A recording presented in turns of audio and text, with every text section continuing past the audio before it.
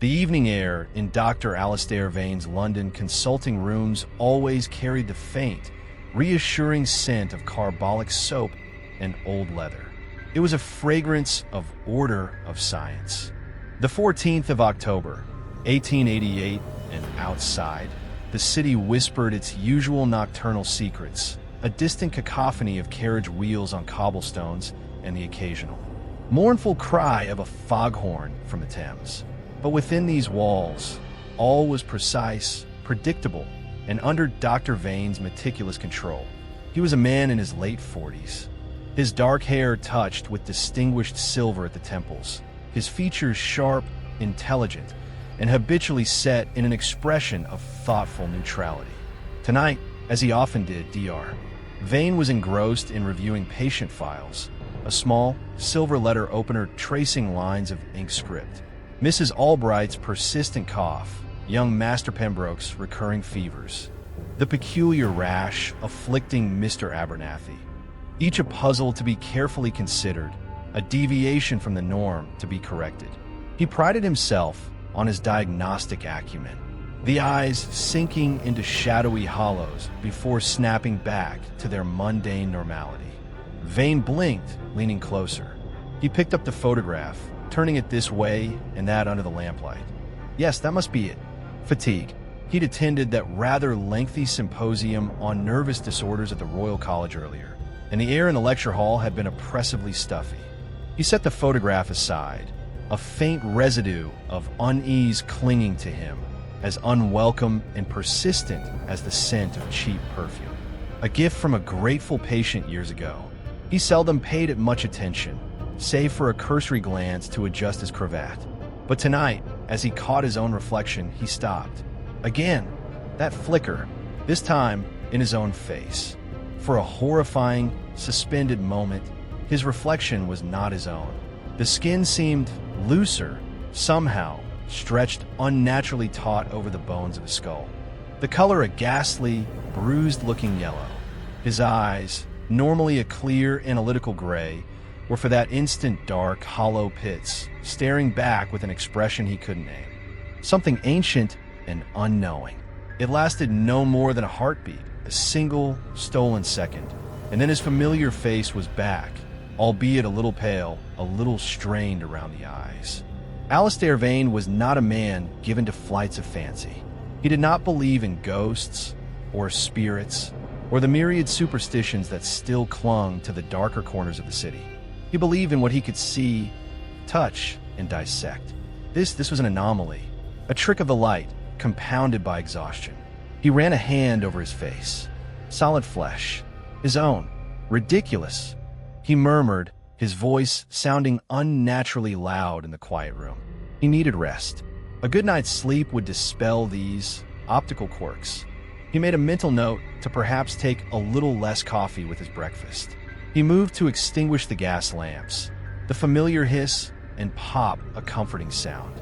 The room gradually surrendered to shadows, the moonlight filtering through the window, now the primary illumination, casting long, eerie shapes that wavered and stretched. He locked his consulting room, the click of the bolt echoing slightly in the sudden silence of the outer hallway. His private apartments were connected, a convenience he'd always appreciated. As he walked towards his bedroom, he passed the closed door of his small, private laboratory, a room he used for more detailed analyses, for peering through his prized German microscope at the hidden worlds within a drop of blood or a tissue sample. He rarely used it late at night. Tonight, however, he felt a strange, almost unwilling pull towards it. He paused, his hand hovering over the doorknob.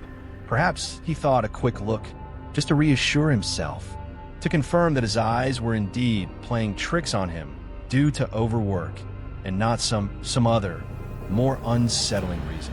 He hesitated. This was not his usual pattern. His routines were sacrosanct, but the image in the mirror, fleeting as it was, had left a deeper chill than he cared to admit, with a sigh that was more than just tiredness. He turned the knob and entered the small, meticulously organized laboratory. The air here was cooler, with the sharper tang of chemicals. He lit a single oil lamp. its steady flame pushing back the darkness. He wouldn't be long, just a moment to ground himself in the familiar, the scientific. He didn't know then that this small deviation, this slight break in his routine, was the first step into a darkness from which there might be no return, a place where the known world would begin to peel away, revealing horrors that his science could never have prepared him for. The first true symptom of Dr. Vane's strange illness was not yet upon him, but the seeds of its terrifying perception had, in the quiet solitude of his late-night review, just begun to sprout. The true faces were still hidden, but the veil was starting to tremble. Forced himself to sit with his lecture notes on surgical hygiene, the familiar Latin terms and precise diagrams usually a source of grounding comfort. Tonight, however, the words seemed to swim before his eyes, the sharp lines of anatomical drawings blurring at the edges, much like Mr. Pembroke's photograph jowls had done. With a sigh that carried more genuine weariness than his usual controlled exhalations, he'd abandoned the pretense of study and retired to his sparsely furnished rooms above the clinic. Sleep, when it eventually came, was shallow and troubled, punctuated by fragmented dreams of shifting faces and mirrors that showed not his reflection, but dark, empty voids. The gray light of a London dawn, filtered through the perpetual haze of coal smoke, found Vane already awake, the unsettling sensations of the previous night clinging to him like a miasma. He lay still for a moment. The gaslight in the clinic could be unreliable, prone to flickering. His spectacles, perhaps, were overdue for a cleaning or replacement. He marshaled every rational explanation he could conjure. A ritual honed over years to a state of seamless efficiency was his first line of defense. The cold splash of water on his face, the precise strokes of the razor, the meticulous tying of his cravat. Each action was a small affirmation of order, a pushing back against the formless anxieties of the night. Descending the narrow staircase to the clinic, the familiar scent of Mrs. A woman whose face seemed permanently set in an expression of mild disapproval, but whose loyalty was unshakable, was already there, dusting the consulting room with vigorous, somewhat noisy efficiency. "Good morning, doctor," she said, her voice as crisp as the starched white apron she wore. She did not look up from her task of aligning a stray stack of journals on his desk.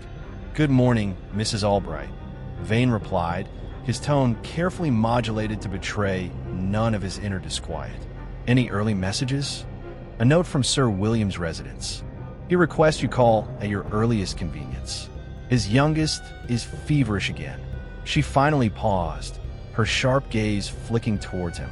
"You look a touch peaky, doctor, if you don't mind my saying. A late night with your books, I presume?" Vane felt a slight warmth rise in his cheeks. He was not accustomed to personal remarks, especially from Mrs. Albright. Indeed, some pressing research.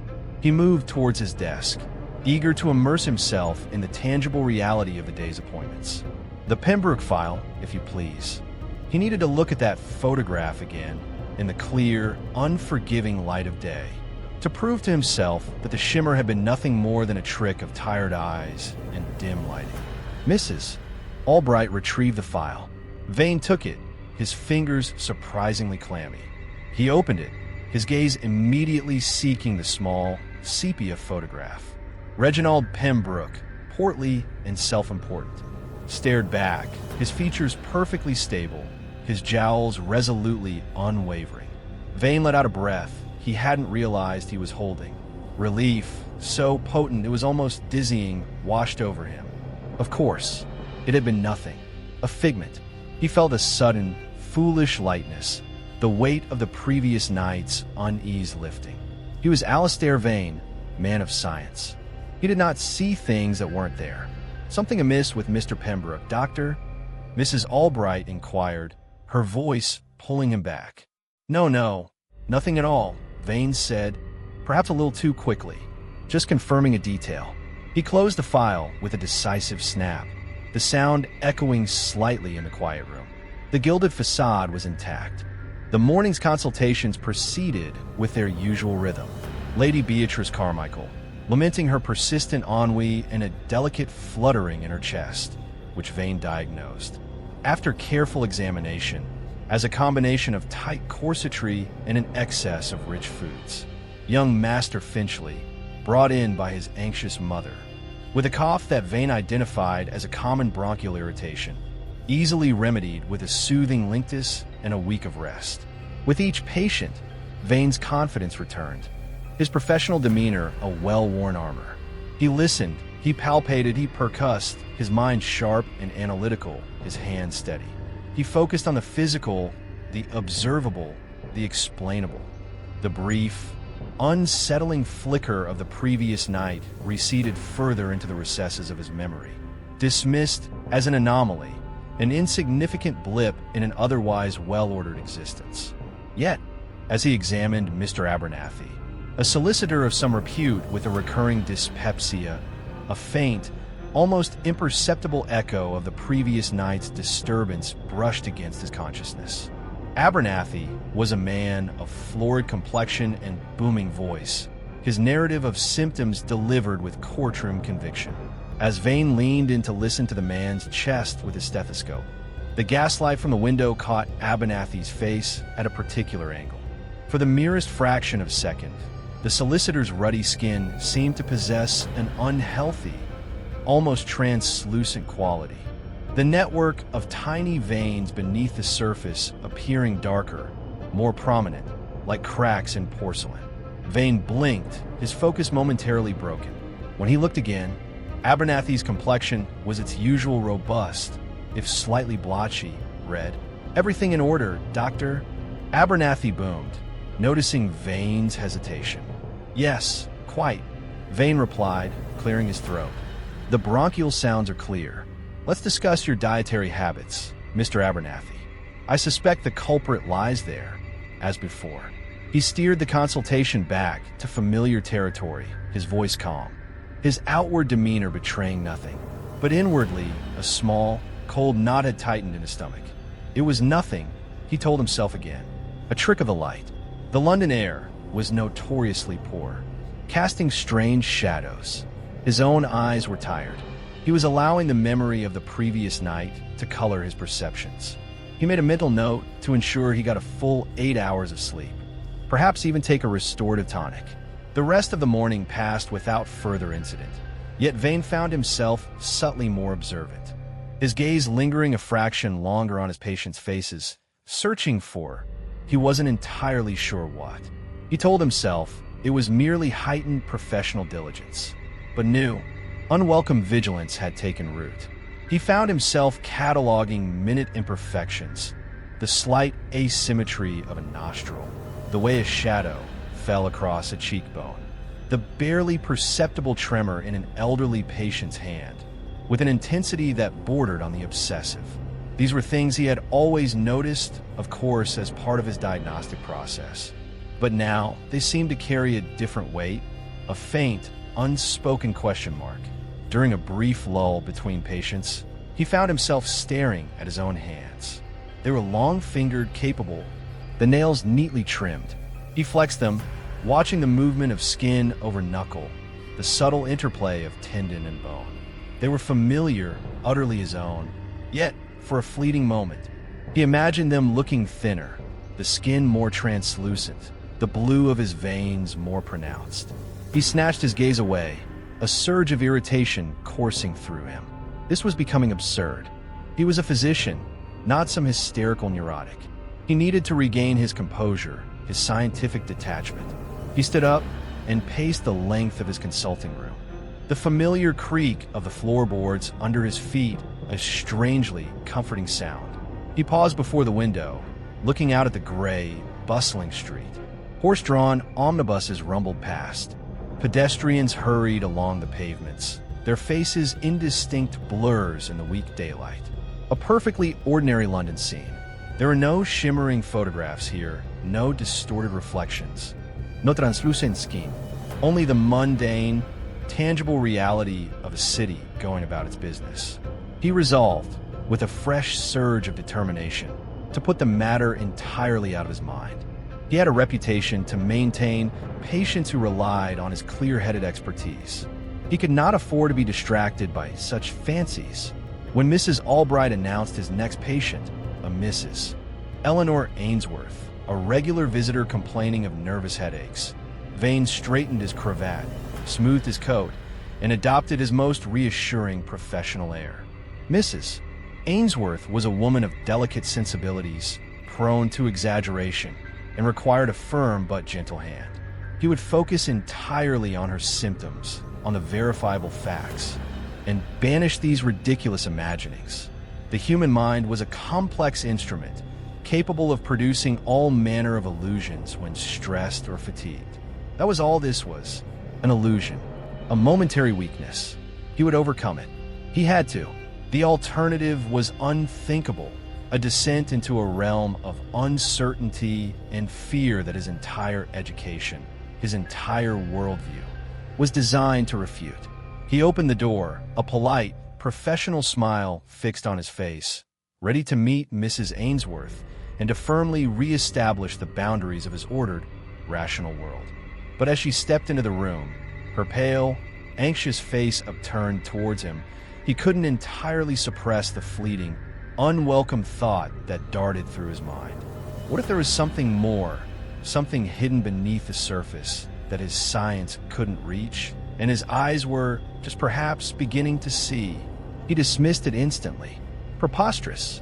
The consultation with Mrs. Ainsworth proved to be a trial, not because of her litany of familiar complaints, the throbbing temples, the spots before her eyes, the general sense of impending doom that seemed to accompany her everywhere, but because of Vane's own heightened, almost painful awareness. He found himself scrutinizing her pale, anxious face with an intensity that made her visibly uncomfortable, her nervous flutterings increasing under his unblinking gaze. He wasn't looking for symptoms of her supposed ailment. He was looking for it, that flicker, that shimmer, that momentary peeling away of the mundane. Each time her expression shifted, each time she dabbed at her brow with a lace-trimmed handkerchief, he braced himself, a knot of apprehension tightening in his chest. But her face remained stubbornly, ordinarily, Mrs. Ainsworth's.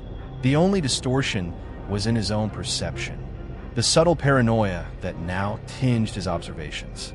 He prescribed a mild sedative and suggested she try to reduce her social engagements, his voice sounding, even to his own ears, a little strained, a little too forced in its reassurance. As the day wore on, this internal battle continued. With each new patient, he fought to maintain his composure, to silence the insidious whisper in his mind that urged him to look closer, to search for the cracks in their facades. He saw a retired colonel with a wheezing cough, his face a network of broken veins and weathered skin, but nothing more. He examined a young woman suffering from anemia, her complexion almost translucent in its pallor. Yet her features remained stable, her eyes clear, if tired.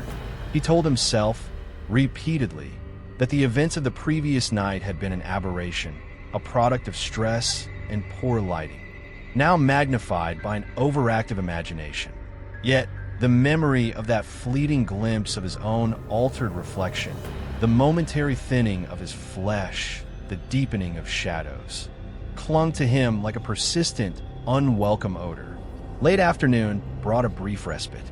His last scheduled patient had canceled, and Mrs. Albright, after casting a few more concerned glances in his direction, had taken her leave. The clinic settled into its customary end-of-day quiet. The sounds of Harley Street outside, softening as dusk began to gather. Vane, however, felt no sense of relief. The silence, which he usually found conducive to thought and reflection, now seemed to amplify his unease. He found himself pacing the consulting room again, a caged energy thrumming beneath his carefully maintained exterior. He avoided the mirror, a conscious act of will. He did not want to risk another incident. Instead, his gaze kept drifting back to the patient files stacked neatly on his desk. He ran a finger along their spines, the smooth cardboard a familiar, tangible sensation. He picked up the Pembroke file again, then another, and another, opening each one, his eyes drawn, almost compulsively, to the small, clipped photographs. Mr. Davies, with his neatly trimmed beard and spectacles. Miss Albrighton, her youthful face framed by carefully arranged curls. Sir James Thornton, his expression one of austere dignity. All normal, all reassuringly, stubbornly, ordinary. He allowed a slow breath. Perhaps this was the cure, to confront the source of his anxiety, to prove to himself, repeatedly, if necessary, that there was nothing to fear. He decided to stay late, to work on his lecture notes. Immersion in the familiar, logical world of medicine would surely banish these lingering shadows. He lit the gas lamps, their hiss and glow filling the room with a warm, steady light. He spread his notes across the polished mahogany, the detailed anatomical drawings, the precise classifications of disease, a comforting landscape of order and reason. For a while it worked. He managed to focus, his mind engaging with the complexities of aseptic technique, the meticulous steps required to prevent infection. He made notes in the margins, his handwriting small and neat, the act of writing itself a reaffirmation of control. The grandfather clock in the hallway chimed 7, then 8. The sound from the street outside had largely faded, replaced by the occasional clatter of a late cab or the distant cry of a newsboy. A profound quiet settled over the clinic, broken only by the rustle of Vane's papers and the rhythmic tick-tock of the clock. He was deep in a section on the microscopic world, the unseen bacteria and viruses that were the true agents of so many illnesses, when he felt a sudden, inexplicable chill. The air in the room seemed to drop in temperature, raising goose flesh on his arms. He looked up from his notes. The gas lamps burned steadily. The fire in the grate was a low, comforting glow. Nothing had changed, yet the sensation of cold persisted, accompanied by an almost electric prickling at the nape of his neck, the kind of feeling one gets when aware of being watched. He slowly scanned the room. The shadows in the corners seemed deeper, less defined. The familiar shapes of furniture, the examination couch draped in its white sheet, the glass-fronted cabinet containing his instruments, the tall bookshelves seemed subtly altered, their edges less distinct, as if viewed through a faint, wavering mist. His heart began to beat a little faster. "This is ridiculous," he whispered, his voice barely audible in the oppressive silence. He stood up, pushing his chair back, the scraping sound unnaturally loud. He needed to move, to shake off this creeping sense of unease. He walked towards the window, intending to look out, to ground himself in the reality of the street below. As he passed the small table where Mrs. Albright usually placed the day's post, his eye caught something. A single patient file, left slightly askew, separate from the neat stacks he had been perusing earlier. He didn't recognize the name typed on the label, Mr. Silas Blackwood. He frowned. He had no recollection of such a patient being scheduled, nor did he recall Mrs. Albright mentioning a new intake. Perhaps it was an old file, misplaced. Curiosity, or perhaps a deeper, unacknowledged compulsion, made him reach for it. The file felt strangely cold to the touch, the cardboard stiff, almost brittle. He opened it. There was no photograph clipped to the inside cover, which was unusual. The typed notes were brief, almost cursory. Mr. Silas Blackwood, mid-30s, referred by Dr. Armitage of Kensington. Complaint, persistent insomnia, mild anxiety. Vane frowned. He knew Dr. Armitage, a competent, if somewhat eccentric, general practitioner. But the name Blackwood still stirred no recognition. As he read the sparse details, he became aware of a subtle, unpleasant scent emanating from the file, a faint, earthy aroma, like damp soil or decaying leaves. He held the file closer, sniffing discreetly. The smell was undeniable, out of place in his sterile clinic. He was about to dismiss it, to put the file aside, and perhaps query Mrs. Albright in the morning, when his gaze fell upon a small, handwritten annotation at the bottom of the page, in a spidery script he didn't recognize. Certainly not Mrs. Albright's neat copperplate, nor his own precise hand. It was a single cryptic phrase, Caveat visor. Let the seer beware. Vane stared at the words, a chill far colder than the earlier sensation tracing its way down his spine. Let the seer beware. What in God's name did that mean? Who had written it? And why was it in this particular file? He looked up, a sudden, prickling awareness sweeping over him. The silence of the room now felt charged, expected. The shadows seemed to have deepened further, coalescing in the corners, and the air itself felt thick, heavy, difficult to breathe. He had the distinct, overwhelming sensation that he was no longer alone. He turned slowly, his gaze sweeping the room, half expecting to see someone standing there, a figure lurking just beyond the pool of lamplight. But the room was empty. Empty, yet profoundly, terrifyingly not. He looked back at the file in his hand, at the cryptic warning. Caveat visor. A warning to whom? About what? His mind, trained in logic and reason, struggled to find a rational explanation. Had Armitage added it as some sort of bizarre private joke? Unlikely. Was it a note from a previous physician? If the file was indeed old? Possible, but the file itself seemed relatively new, the cardboard crisp despite its coldness. The earthy smell seemed to be growing stronger, mingling with the antiseptic scent of the clinic to create a uniquely unsettling aroma. He closed the file with a snap, his hand trembling slightly. He would put it away, lock it in his desk drawer. He would not think about it. He would go upstairs, take a strong brandy, and force himself to sleep. This was too much. The strain of the last 24 hours, the lack of sleep, the unexplained visual disturbances. It was all culminating in this, a state of heightened anxiety, of borderline paranoia. He needed rest. He needed to clear his head. He moved towards his desk, intending to do just that, when a floorboard creaked behind him. He froze, his blood turning to ice. It wasn't the familiar creak of the old building settling. This was a distinct sound, the sound of weight shifting, of a footstep. He whirled around, his heart hammering against his ribs, his breath catching in his throat. The room was still empty. The shadows lay undisturbed. The gas lamps cast their steady, unwavering glow. "Is anyone there?" he called out, his voice thin, reedy, lacking all its usual authority. Only the silence answered him, a silence that now seemed to mock his fear. He was alone. He had to be, but the certainty of it, the absolute, unshakable conviction that he was alone, had utterly deserted him. The gilded facade of his world had not just cracked. It felt as if a monstrous, unseen hand was now prying at its edges, threatening to rip it away entirely.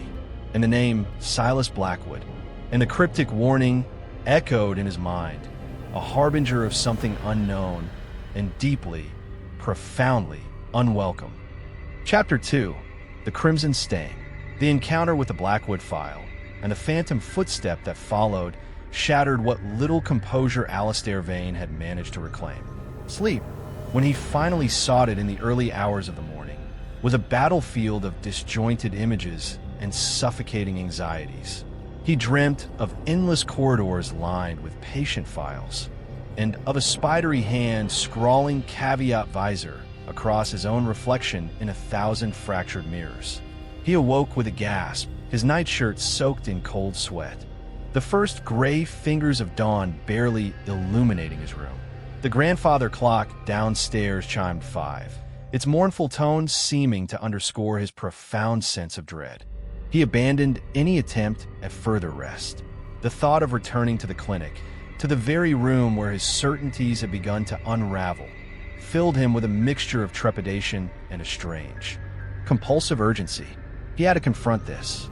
He had to find a rational explanation for the Blackwood file, for the unsettling warning, for the chilling sensation of being watched. He dressed with fumbling haste, his usual meticulous routine forgotten. His cravat was askew, his hair uncharacteristically disheveled, but he barely noticed. To his heightened senses, to still cling to the air around his desk. He went straight to the drawer where he was certain he had locked the Blackwood file. It was still there, exactly as he had left it. He pulled it out, his hand surprisingly steady now, a grim sort of determination settling over him. In the stark, unforgiving light of early morning. The file looked innocuous enough. Just a standard manila folder, the typed label clear and unambiguous. He opened it. The cryptic handwritten warning, caveat visor, was still there, stark against the cream-colored paper. He stared at it, a cold knot forming in his stomach. He spent the next hour in a frantic, methodical search. He cross-referenced his appointment ledgers, his patient indices, even his private correspondence, looking for any mention of Silas Blackwood or a referral from Dr. Armitage matching that description. He found nothing. It was as if the file had materialized out of thin air. He considered the possibility that Mrs. Albright had received it late yesterday and simply forgotten to inform him, or had placed it on his desk without comment. But the handwriting of the warning was not hers, and the whole aura of the file felt wrong, foreign. He even entertained, for a wild moment, the notion that one of his colleagues was playing some elaborate, tasteless prank. But who and why? The idea seemed preposterous, yet no more preposterous than the alternative, that the file and its contents were something altogether more sinister. When Mrs. Albright arrived, her usual brisk efficiency momentarily faltering as she took in Vane's pale, drawn appearance. He questioned her immediately. "Mrs. Albright," he began, trying to keep his voice even, "this file for a Mr. Silas Blackwood. Do you recall receiving it? Or who might have placed it on my desk?" She took the proffered file, her brow furrowing as she examined the label. "Blackwood? No, doctor. I don't recall that name. And this referral from Dr. Armitage? I haven't processed any new referrals from him in several weeks." She opened the file, her gaze falling on the cryptic note. Her eyes widened almost imperceptibly. "Good heavens! What is this?" She looked up at Vane, a flicker of genuine concern in her usually impassive eyes. "Is this some sort of threat, Doctor?" Vane felt a small, grim satisfaction. At least he wasn't the only one who found it unsettling. "I don't know what it is, Mrs. Albright. I found it on my desk late last night. The handwriting is unfamiliar." She peered at it again. "Indeed, it's not mine, nor anyone I recognize from the hospital correspondence. And this smell..." She sniffed the file delicately. "Most peculiar, almost like a freshly dug grave." She looked up at him, her usual sternness tinged with a rare display of apprehension. "Doctor, are you quite well?" Her concern, though well-intentioned, pricked at his already frayed nerves. "I am perfectly fine, Mrs. Albright," he said, perhaps a little too sharply, simply trying to understand this anomaly. He took the file back. "If Mr. Blackwood does present himself, please inform me immediately, and perhaps make a discreet inquiry with Dr. Armitage's rooms, just to ascertain if this referral is genuine." Mrs. Albright nodded, though her gaze lingered on him, filled with unspoken questions. "Of course, Doctor." The morning passed in a haze of suppressed anxiety. Vane went through the motions of his consultations, but his mind was elsewhere, constantly replaying the events of the past 2 days, searching for a pattern, a logical thread. The fleeting distortions of vision, the cold spots, the phantom footstep, the mysterious file, were they connected? Or was he simply succumbing to a creeping paranoia, his mind fabricating connections where none existed? He found himself glancing at the mirror more frequently now, a morbid curiosity warring with a profound reluctance to see what might look back. Each time, his reflection was reassuringly normal. Yet the relief was always tinged with a lingering doubt. Around mid-morning, just as he was finishing with a patient, Mrs. Albright entered, her expression carefully neutral. "Dr. Vane, a Mr. Silas Blackwood is here to see you. He says he has an appointment." Vane felt a jolt, as if a mild electric current had passed through him. Blackwood, he was real. He was here. The file wasn't a hallucination then. A strange mixture of dread and a perverse sort of validation washed over him. "Show him in, Mrs. Albright," he said, his voice commendably steady, though his pulse had quickened. He arranged himself behind his desk, composing his features into an expression of professional calm, though inwardly his nerves were strung taut. Caveat visor. Let the seer beware. Beware of what? Or whom? The door opened, and Silas Blackwood entered. He was a man of indeterminate age, perhaps Vane's contemporary, perhaps older. His clothing was dark, well-cut but unremarkable, the sort that allowed a man to blend into any crowd. His face was pale, his features sharp, almost ascetic, with eyes of a peculiar, light gray, like winter sky. There was an air of quiet intensity about him, a stillness that was somehow more unsettling than any overt display of nervousness would have been. He moved with a fluid, almost unnervingly silent grace, and as he approached the desk, Vane caught that same faint, earthy scent he had noticed from the file, now mingled with a subtle, cloying sweetness. Like overripe fruit. Dr. Vane, Blackwood's voice was soft, melodious, yet with an underlying resonance that seemed to vibrate in the air. "Thank you for seeing me, Mr. Blackwood," Vane replied, gesturing to the patient's chair. "Please have a seat. My notes say you were referred by Dr. Armitage for insomnia and mild anxiety." He kept his gaze steady, professional, searching for any sign, any clue that would explain the strangeness surrounding this man's arrival. Blackwood's face, in the clear light of the consulting room, was unremarkable. Pale, yes, but otherwise ordinary. No chimers, no distortions. Blackwood inclined his head, a faint, almost imperceptible smile playing on his thin lips. "Indeed, Dr. Armitage is an old acquaintance. He spoke highly of your diagnostic skills, your ability to see beneath the surface of things." Vane felt a prickle of unease at the man's choice of words. "I endeavor to be thorough," he said, non-committally. "Tell me about this insomnia, Mr. Blackwood. How long has it been troubling you?" As Blackwood began to speak, detailing his symptoms in a calm, articulate manner, the difficulty falling asleep, the restless nights, the lingering sense of unease upon waking, Vane found himself studying the man with an almost preternatural intensity. There was something about Blackwood's eyes. They were clear, direct, yet they seemed to absorb the light rather than reflect it, giving them a strange depth, an almost hypnotic quality. And as he spoke, Vane noticed a subtle tick, a barely perceptible tightening at the corner of his left eye, a fleeting shadow that seemed to pass across his cheekbone. Vane blinked, dismissing it as a trick of the light, a product of his own heightened vigilance. The consultation proceeded. Blackwood's symptoms were common enough, the sort of nervous exhaustion Vane encountered frequently amongst the city's more driven inhabitants.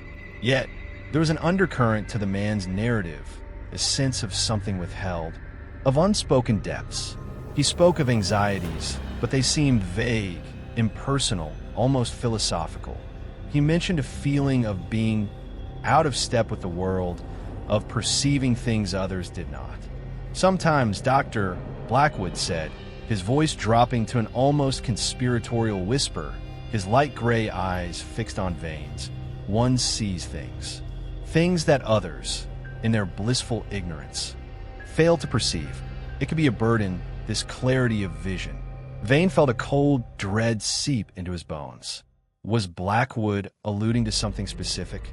Was he aware, somehow, of Vane's own recent, terrifying experiences?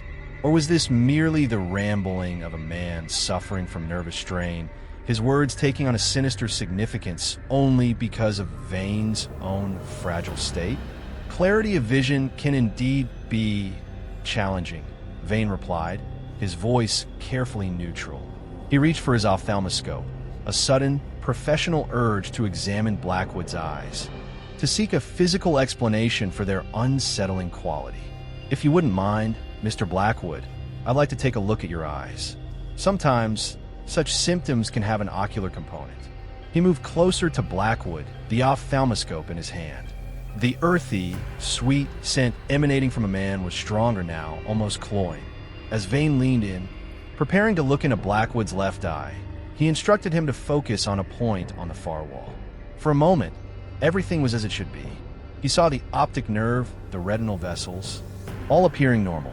Then, as he adjusted the lens slightly, focusing more intently, it happened.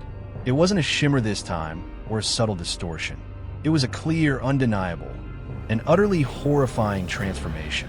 For a sickening, heart-stopping second, as Vane peered through the ophthalmoscope, Silas Blackwood's hand, resting calmly on the armrest of the chair, changed.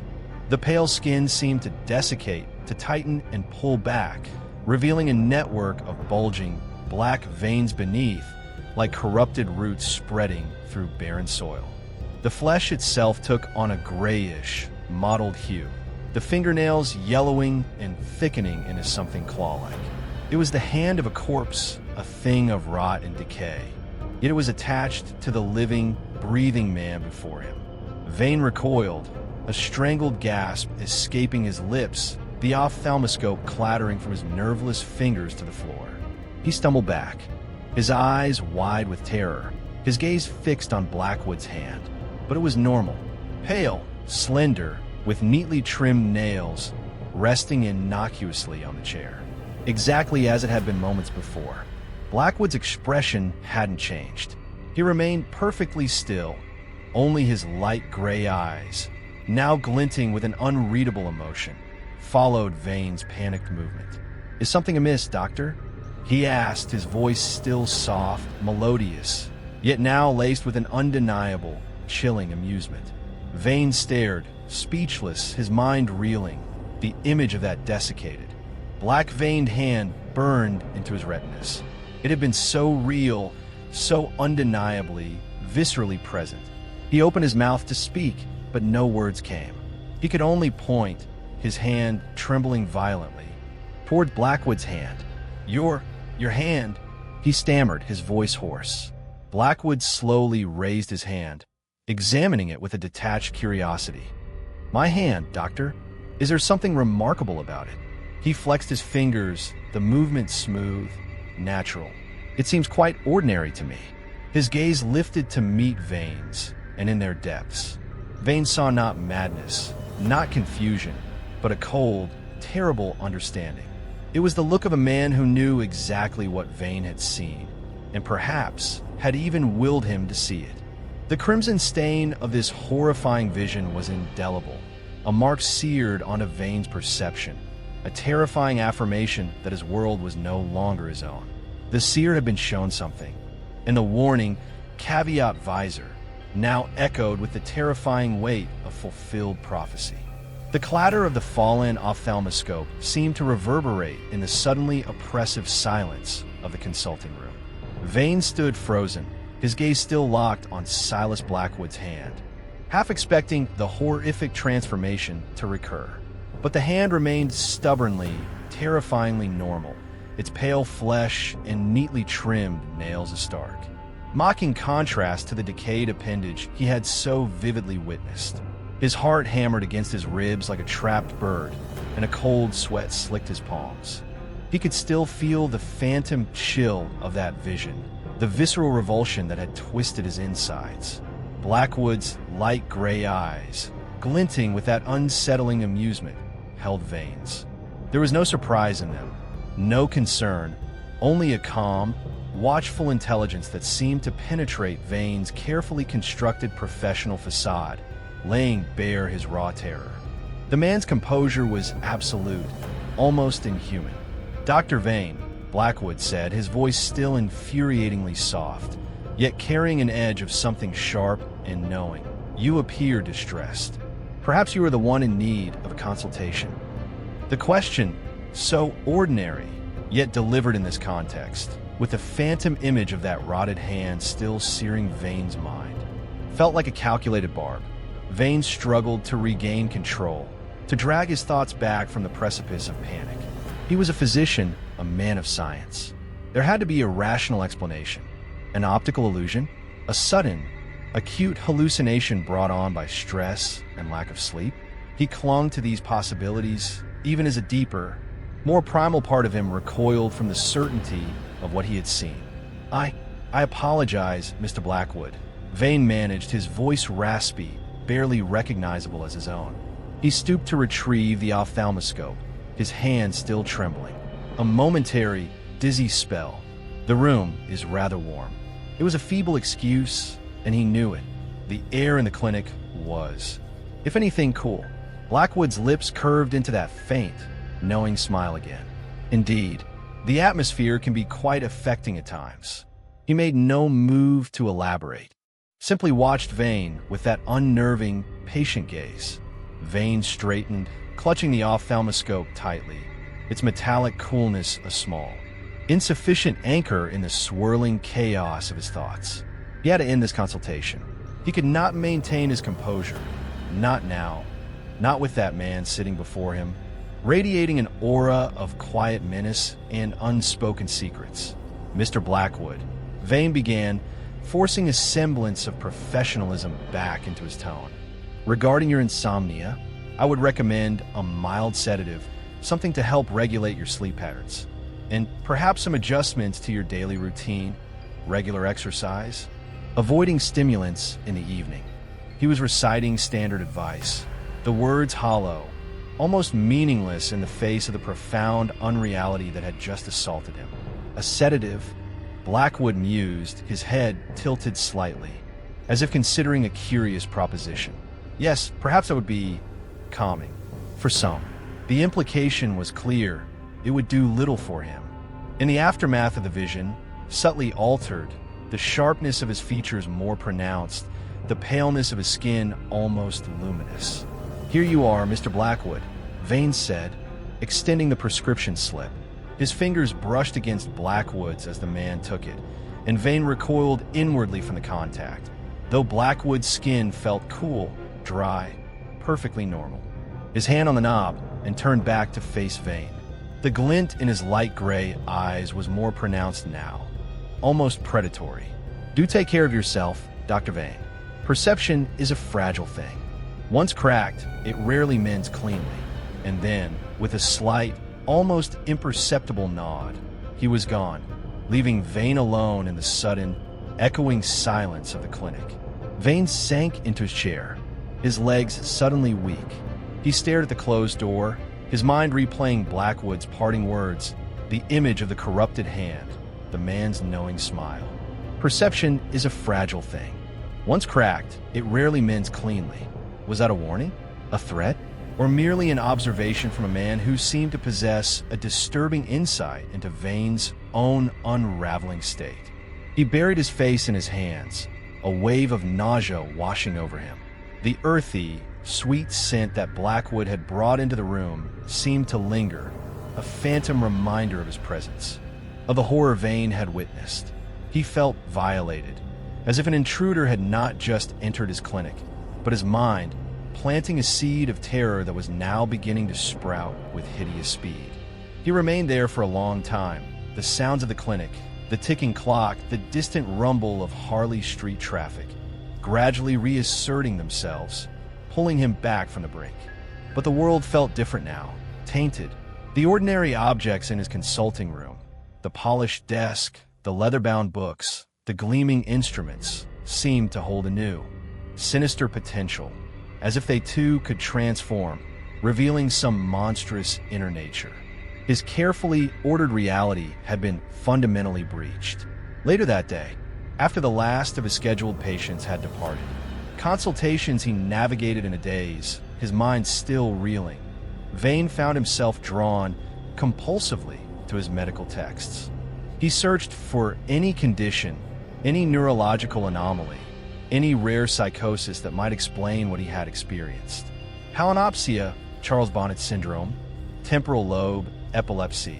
He considered them all, desperately seeking a diagnosis that would confine his experience to the realm of the explainable, the treatable. But none of them quite fit. The vision of Blackwood's hand had not been a fleeting afterimage, nor a simple hallucination superimposed on reality. It had been a profound, visceral alteration of reality itself, a momentary unveiling of something else. As dusk began to settle, casting long, deepening shadows across the room, Vane was reviewing a complex diagram of the human circulatory system. He was tired, his eyes burning from hours of reading, his mind numb with anxiety and a growing sense of despair. He looked up from the page, his gaze falling on a colleague, Dr. Alistair Finch, who was passing by the open doorway of the small staff library where Vane had taken refuge. Finch, a portly, good-natured physician known for his booming laugh and slightly rumpled appearance, paused to offer a friendly greeting. Still at it, Vane? Finch chuckled, his round face crinkling into a smile. Burning the midnight oil. Don't work yourself into an early grave, old man. Vane managed a weak smile in return.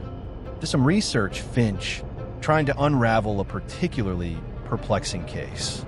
Finch nodded sympathetically. Ah, those are the ones that keep us on our toes. Well, I'm off to my club. Don't stay too late. You look like you could use a stiff drink and a good night's sleep. He gave a cheerful wave and continued down the corridor, his heavy footsteps echoing. Vane watched him go, a sudden, inexplicable wave of profound unease washing over him. He turned back to his book, but Finch's smiling, benevolent face lingered in his mind. And then it happened again, not with the same shocking immediacy as the vision of Blackwood's hand, but with a horrifying, insidious clarity. For a single, heart-stopping moment, as Vane pictured Finch's retreating form, the image in his mind's eye twisted, warped, transformed. Dr. Finch's kindly, ruddy face, the one Vane had known for years, dissolved. In its place, for that brief, terrible instant, was a leering, rotted mask. The skin was sallow, drawn tight over sharp, prominent cheekbones. The eyes were hollow, shadowed pits. Yet they seemed to gleam with a sly, malevolent intelligence. The lips, thin and bloodless, were stretched into a rictus-like grin, revealing teeth that were too long, too sharp, like those of a predatory animal. The jovial colleague was gone, replaced by a grotesque, nightmarish caricature, a thing of decay and hidden malice. Vane gasped, dropping the heavy medical tome. It hit the floor with a loud thud, the sound echoing in the sudden, deathly silence of a library. He stared at the spot where Finch had stood, his blood running cold. The vision was gone as quickly as it had come, leaving him shaken, breathless, his mind reeling from this new, unspeakable horror. It hadn't been a direct perception this time. Not like with Blackwood. This had been a flash of insight, a horrifying glimpse conjured in his own mind, yet it felt utterly, undeniably real. He was no longer just seeing things. He was seeing through things, through the very fabric of the people he knew. The crimson stain of Blackwood's afflicted hand had spread, and now it was tainting his perception of everyone around him. The gilded facade of his world was not just cracked. It was beginning to crumble, revealing the monstrous shapes that writhed beneath. Chapter 3: Peeling Back the Skin. The horrifying mental image of Dr. Finch's transformed face clung to Alistair Vane like a shroud. He fled the staff library, the fallen medical tome lying abandoned on the floor, a testament to his shattered composure. He practically ran through the darkening corridors of the hospital, his heart pounding, his breath coming in ragged gasps. He had to get away, to escape the oppressive atmosphere of the institution, which now seemed to hum with a hidden, malevolent energy. He burst out into the cool night air of the street, the sounds of London, the clatter of hooves, the distant shouts, the rumble of carriages, a chaotic symphony that did little to soothe his frayed nerves. He walked blindly, his pace frantic, driven by a desperate need to outrun the grotesque visions that now seemed to lurk at the edges of his perception, waiting to pounce. He found himself, eventually, standing before his own clinic. The familiar facade of the building offering no comfort, only a chilling reminder of where this nightmare had begun. The thought of entering, of being alone with his thoughts in those rooms, was unbearable. He continued walking, his steps leading him through unfamiliar streets, into neighborhoods he rarely frequented. The city, usually a backdrop of ordered, predictable life, now seemed alien, its shadows deeper, its alleyways more menacing. Every passerby, every face glimpsed in the flickering gaslight, was a potential source of new terror. He found himself scrutinizing them, a morbid, fearful curiosity compelling him to look, even as he dreaded what he might see. A newsboy shouting headlines, his young face momentarily seeming too sharp, his eyes too knowing. A woman laughing in a doorway, her smile, for a fleeting instant, appearing predatory, her teeth unnaturally long. Were these real transformations, or was his mind, now thoroughly unhinged, projecting its own horrors onto the innocent canvas of a world? He no longer knew. He walked for hours, until exhaustion began to dull the sharp edges of his panic, leaving behind a bone-deep weariness and a gnawing, hollow dread. He eventually found himself back in the vicinity of Harley Street. The first pale light of dawn beginning to paint the sky. The city was stirring, the early morning sounds of milk carts and delivery wagons a stark contrast to the turmoil within him.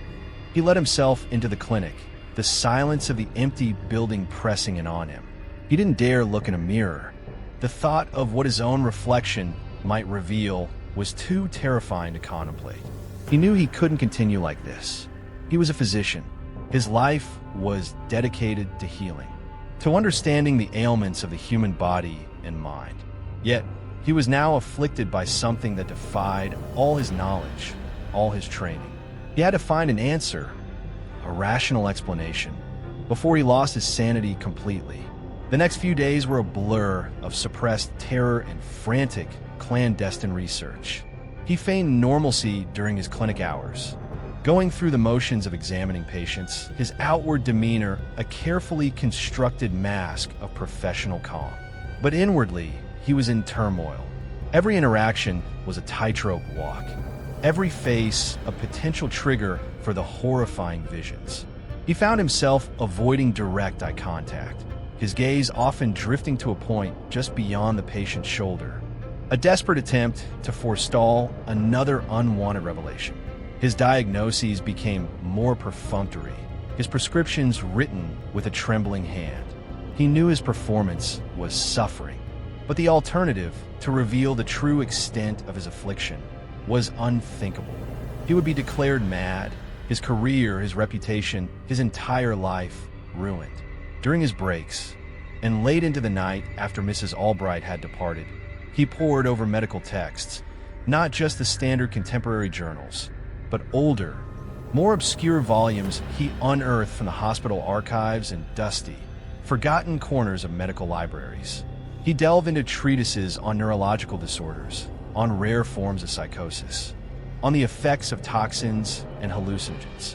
He read case studies of patients who had suffered from bizarre perceptual distortions, hoping to find a parallel, a precedent, something that would give a name to his torment. But nothing quite matched the specificity, the horrifying clarity of what he was experiencing. His visions were not the chaotic, nonsensical hallucinations of a fever brain.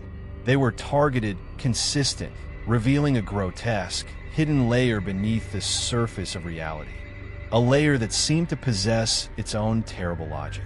One morning, during his rounds at St. Bartholomew's, he was called to the bedside of Mrs. Gable, an elderly patient he had been treating for several weeks for a persistent bronchial infection.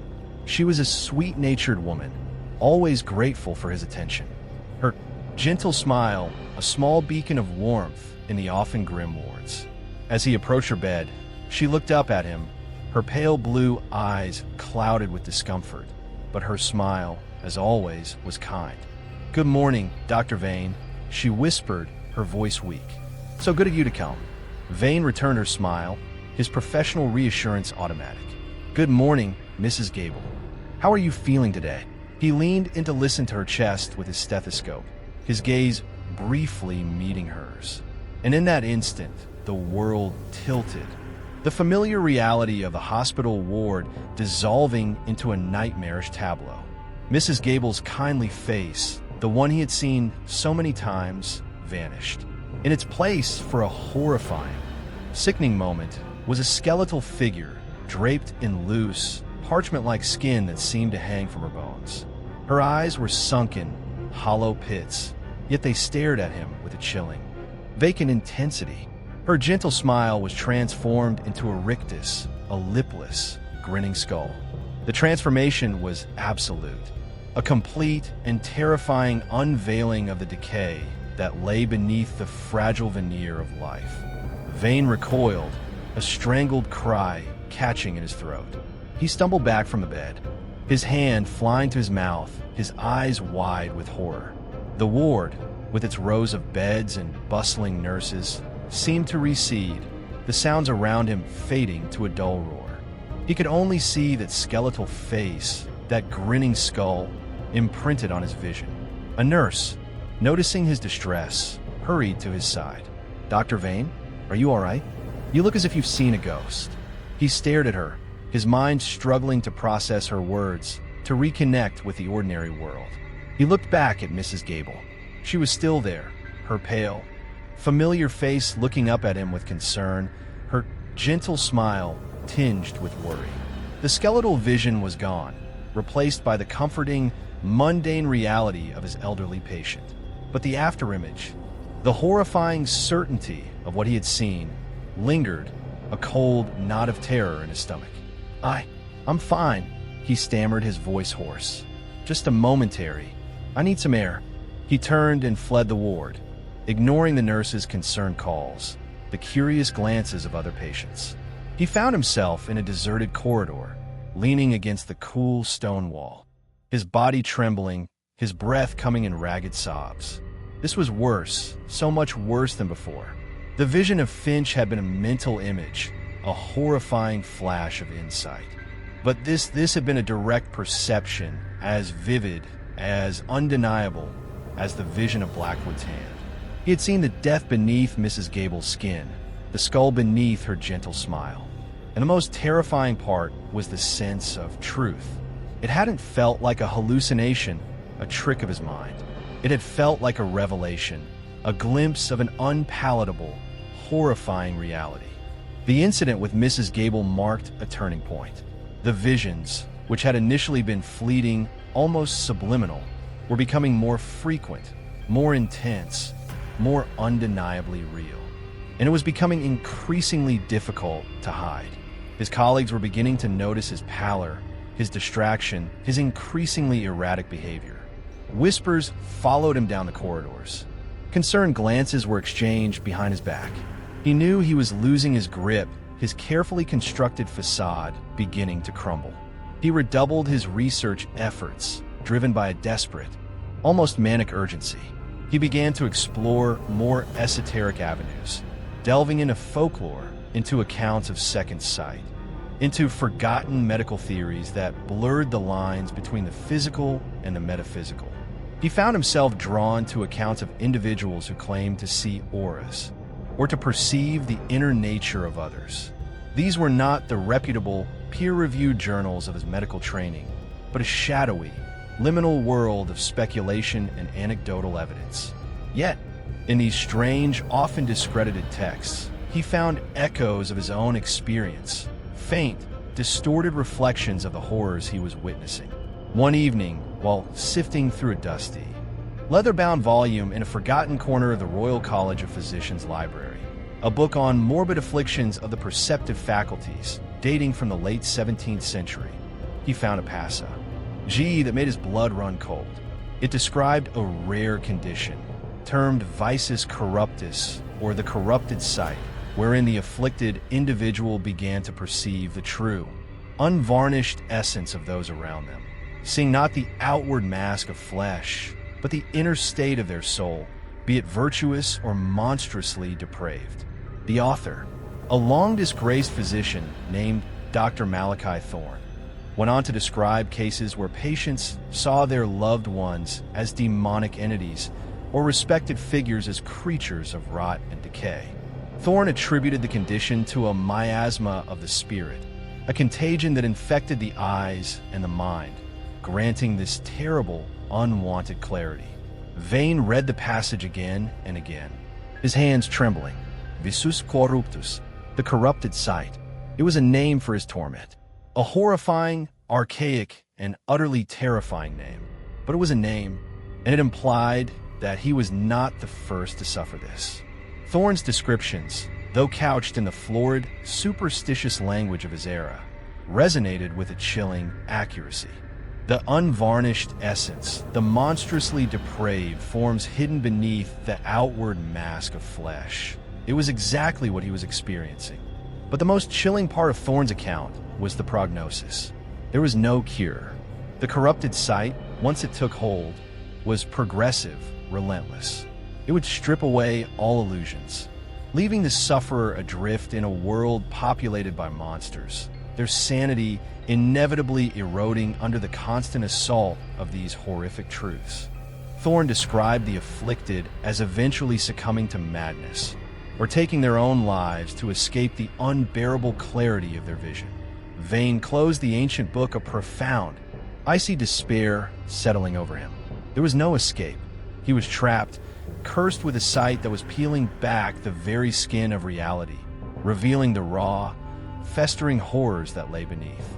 The realization was a crushing weight, a sentence of a living damnation. He was no longer just a physician struggling with an inexplicable ailment.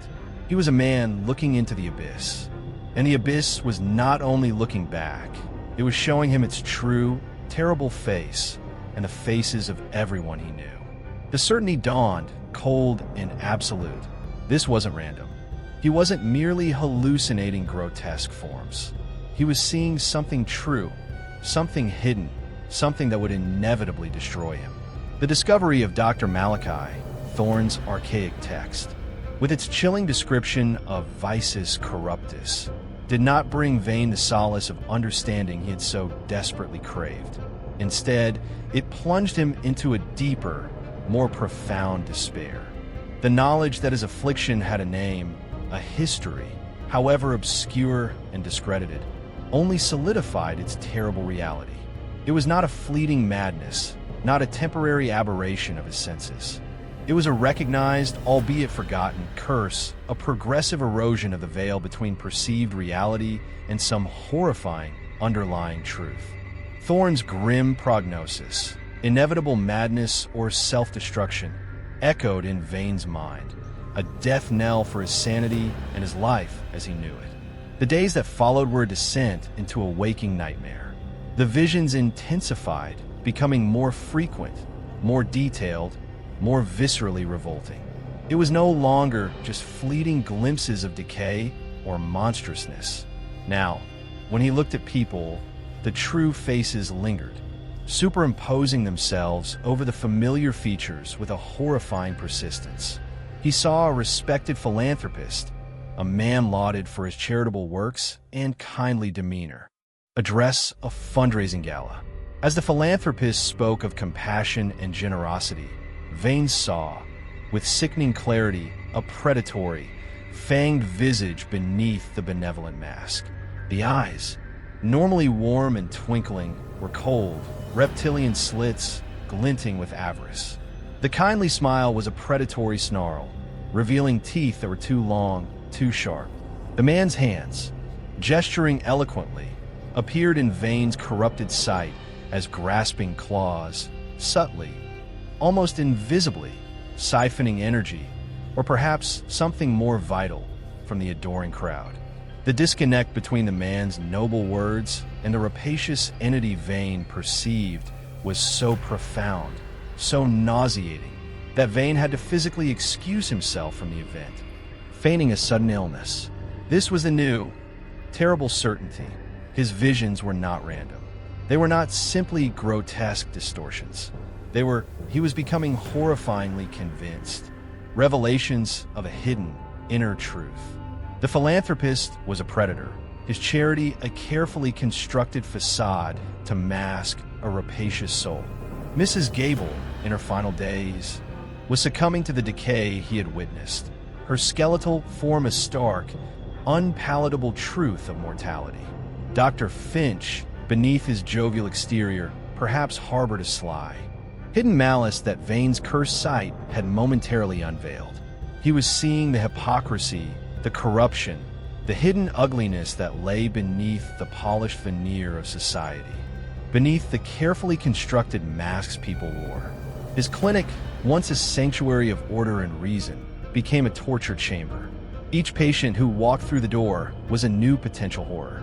He struggled to maintain his professional demeanor, to listen to their mundane complaints of coughs and aches, while battling the grotesque superimpositions that flickered and writhed before his eyes. He saw a society matron, complaining of delicate nerves, her true face that of a bloated, preening harpy, her eyes glittering with vanity and cruelty. He saw a stern-faced barrister, discussing his gout, his underlying visage one of cold, calculating ruthlessness, his features sharp and vulpine. The effort of interacting normally, of offering diagnoses and reassurances while simultaneously being assaulted by these horrific unveilings, was immense, exhausting him to his core. He began to make mistakes. During a consultation with a young man suffering from a persistent skin rash, Vane was so distracted by the fleeting image of the man's eyes momentarily becoming multifaceted, like those of an insect, that he misdiagnosed the condition as a simple allergic reaction, overlooking subtle signs of a more serious underlying infection. The young man returned a week later. His condition significantly worsened, his mother's worried face a silent accusation. Vane, horrified by his error, managed to correct the diagnosis and prescribe the appropriate treatment.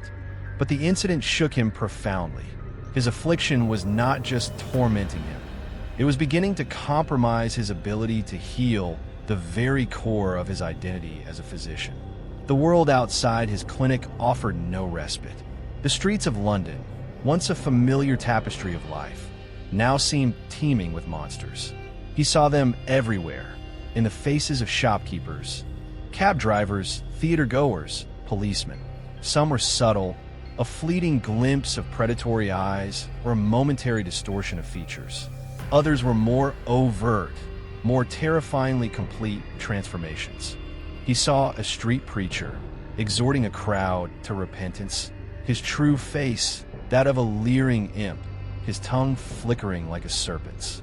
He saw a politician, his face plastered on posters, his underlying visage one of bloated, parasitic corruption. The city itself seemed to be a charnel house, populated by creatures wearing ill-fitting human masks. His own reflection became his greatest tormentor.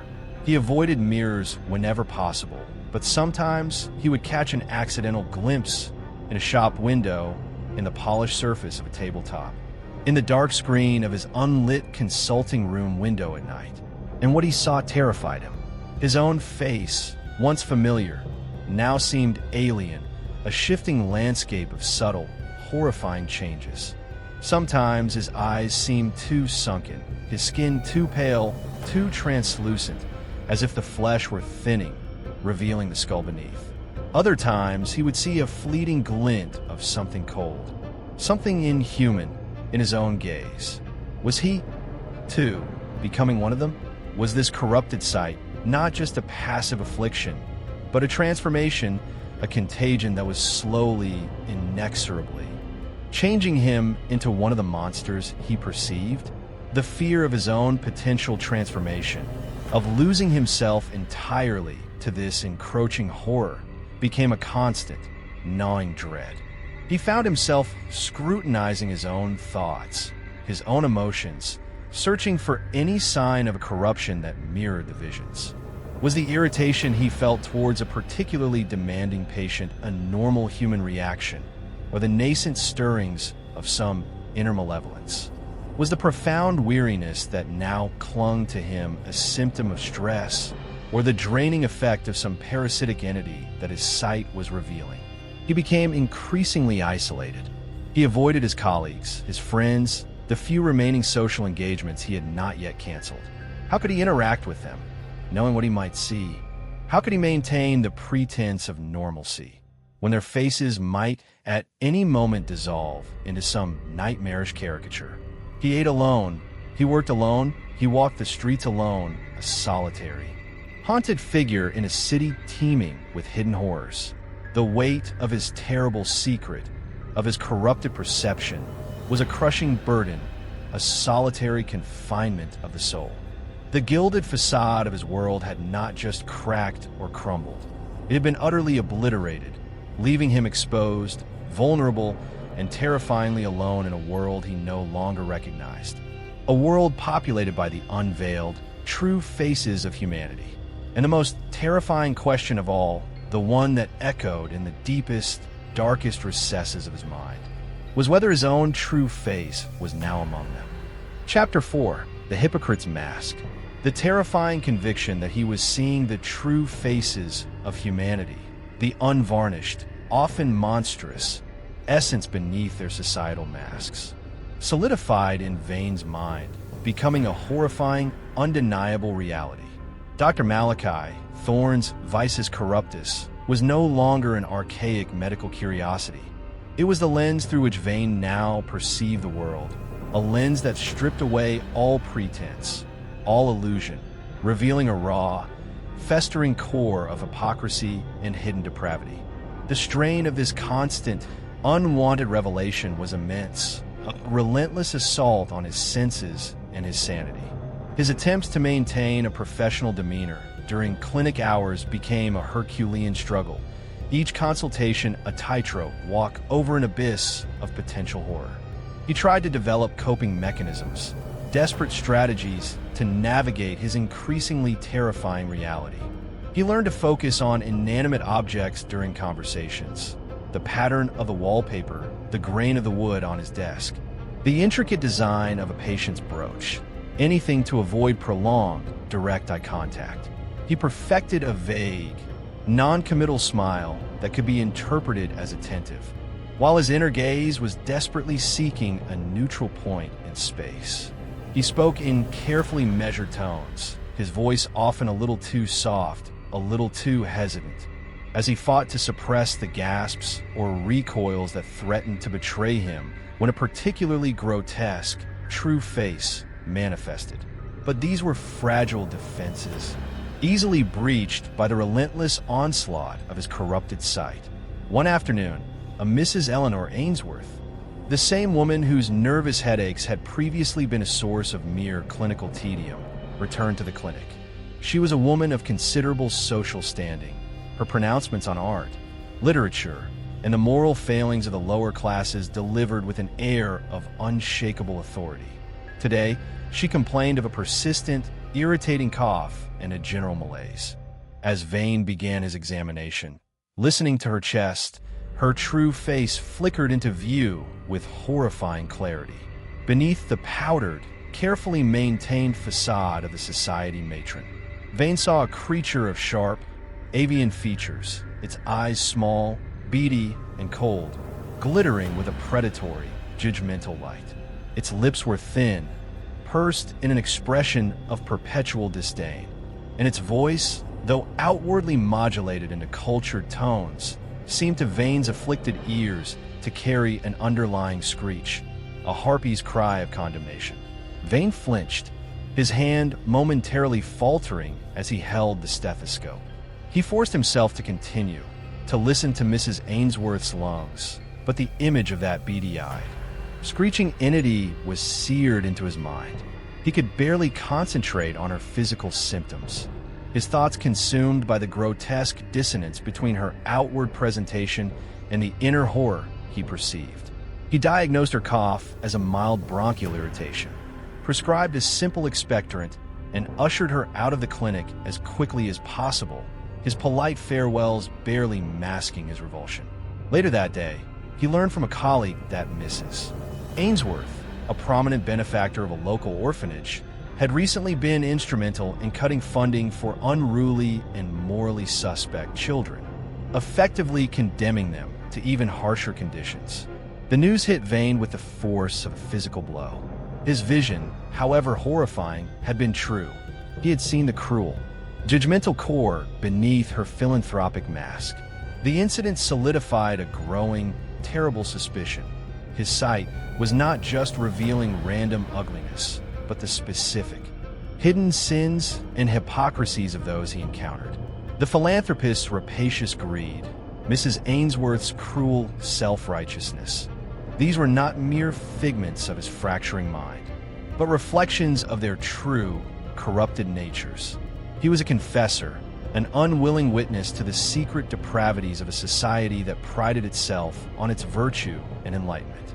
This horrifying clarity made his professional life almost unbearable. How could he treat patients whose true faces revealed them to be monstrous? How could he offer comfort and healing to individuals whose inner selves were seething pits of vice and cruelty? his Hippocratic oath, his fundamental duty as a physician, warred constantly with a visceral revulsion and moral outrage engendered by his corrupted sight.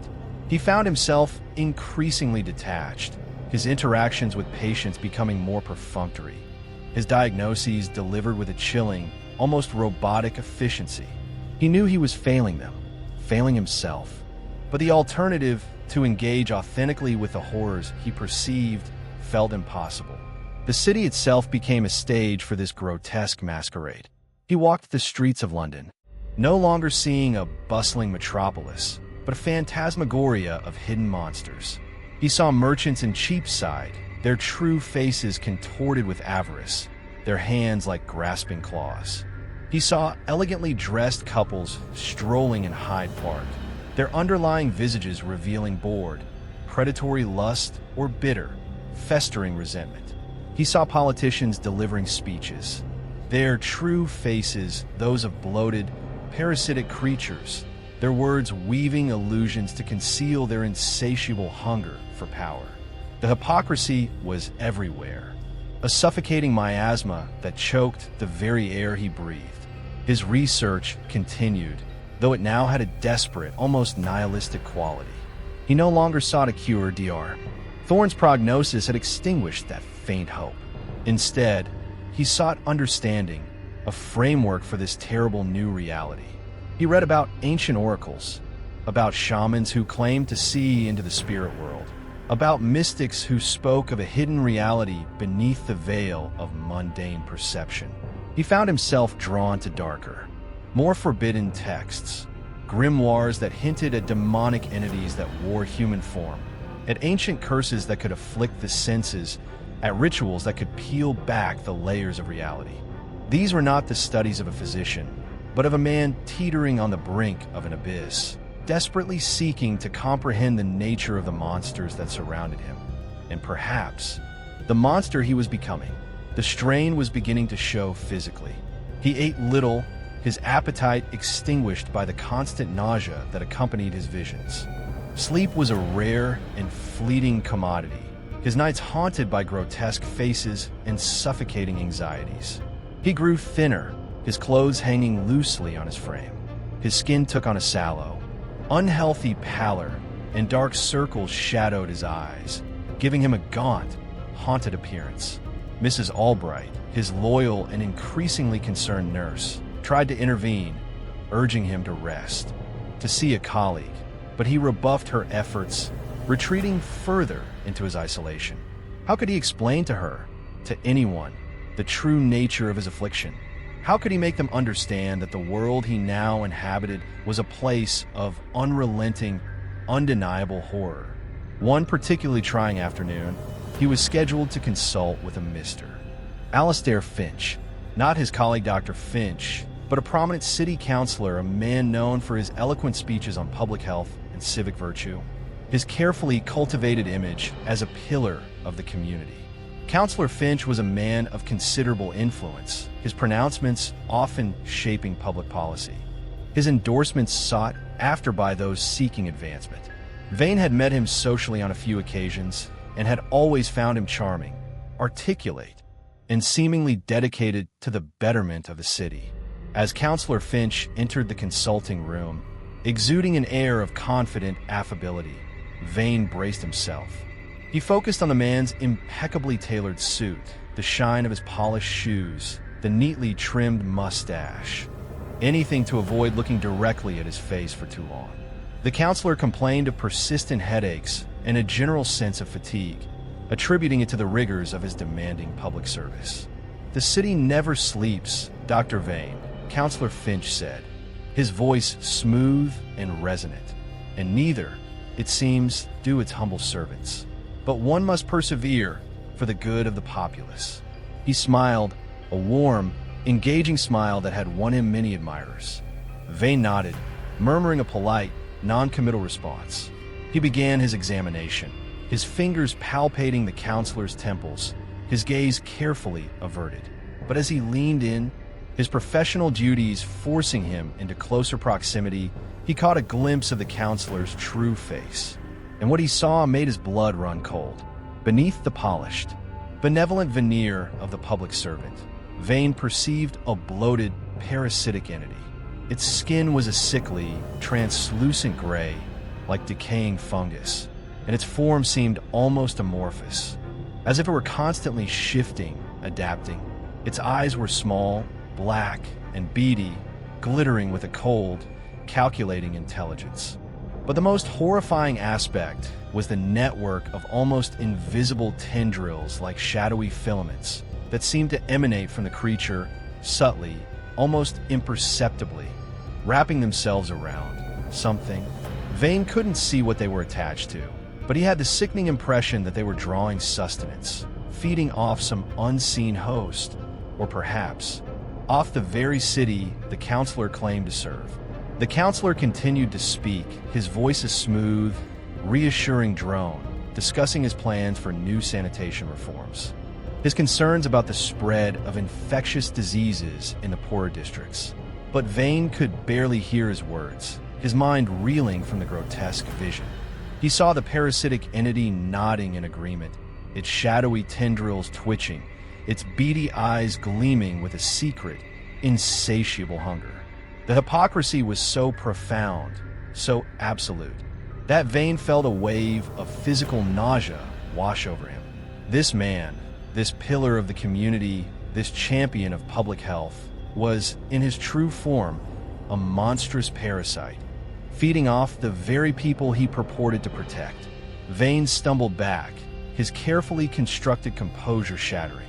He couldn't breathe, the air in the room suddenly thick, cloying, suffused with the phantom stench of decay and corruption. He mumbled a barely coherent excuse about needing to retrieve some specialist equipment and fled the consulting room, leaving Counselor Finch looking surprised and slightly affronted. Vane locked himself in his small, private laboratory, his body trembling, his mind reeling. The mask of hypocrisy had been ripped away, revealing a horror more profound, more insidious than he could have ever imagined. The pillars of society were not just flawed, they were in some cases monstrous, and he, Alistair Vane, was cursed to see it. It was beginning to manifest physically within Vane himself, his own body becoming a battleground for the insidious forces his sight had unveiled. Maddening itch that began deep beneath his skin, a sensation like thousands of tiny insects burrowing through his flesh. It started in his forearms, a persistent, irritating prickle that no amount of scratching could alleviate. He would claw at his skin until it was red and raw, but the itch remained a constant, tormenting reminder of the corruption he perceived in the world, now seemingly taking root within him. Then came the metallic taste, a coppery, acrid flavor that coated his tongue and of his underscore of his throat, making even the plainest food taste like cinders. Water offered no relief. It only seemed to intensify the vile sensation. He tried to mask it with strong mints and carbolic lozenges, but the taste persisted, a constant internal pollution. He imagined it was the taste of the hypocrisy he witnessed daily, the flavor of the lies and deceptions that permeated the society around him, now seeping into his own system. But the most alarming physical manifestation was the discoloration that appeared on his left forearm, starting as a faint, bruise-like shadow just beneath the skin. At first, he dismissed it as a result of his frantic scratching, but it soon became clear that this was something different, something more insidious. The mark darkened, spreading like a grotesque, subcutaneous bloom, its edges ill-defined, its color a mottled, unhealthy purple-black, like decaying fruit. It didn't hurt, not in the conventional sense, but it throbbed with a faint, unnatural warmth, and the skin above it felt strangely thin, almost papery to the touch. He tried to conceal it beneath his starched cuffs, but the fear that it was spreading, that his own flesh was beginning to mirror the corruption he saw in others, became a new, consuming terror. His visions, too, were evolving, becoming more complex, more viscerally detailed. The true faces he perceived were no longer just static, monstrous masks. They were now imbued with a horrifying, almost surgical clarity. He saw pulsating organs visible beneath translucent, veined skin. He saw eyes that were not just reptilian or insectoid, but complex, multifaceted clusters, each tiny lens reflecting a cold, alien intelligence. He saw mouths that opened to reveal not just sharp teeth, but intricate, barbed structures or rows of needle-like fangs designed for some unspeakable purpose. The anatomical precision of these horrors was a particular torment for Vane, the physician. It was as if his medical knowledge was being twisted, perverted, forced to comprehend anew. Nightmarish biology, a hidden taxonomy of monsters.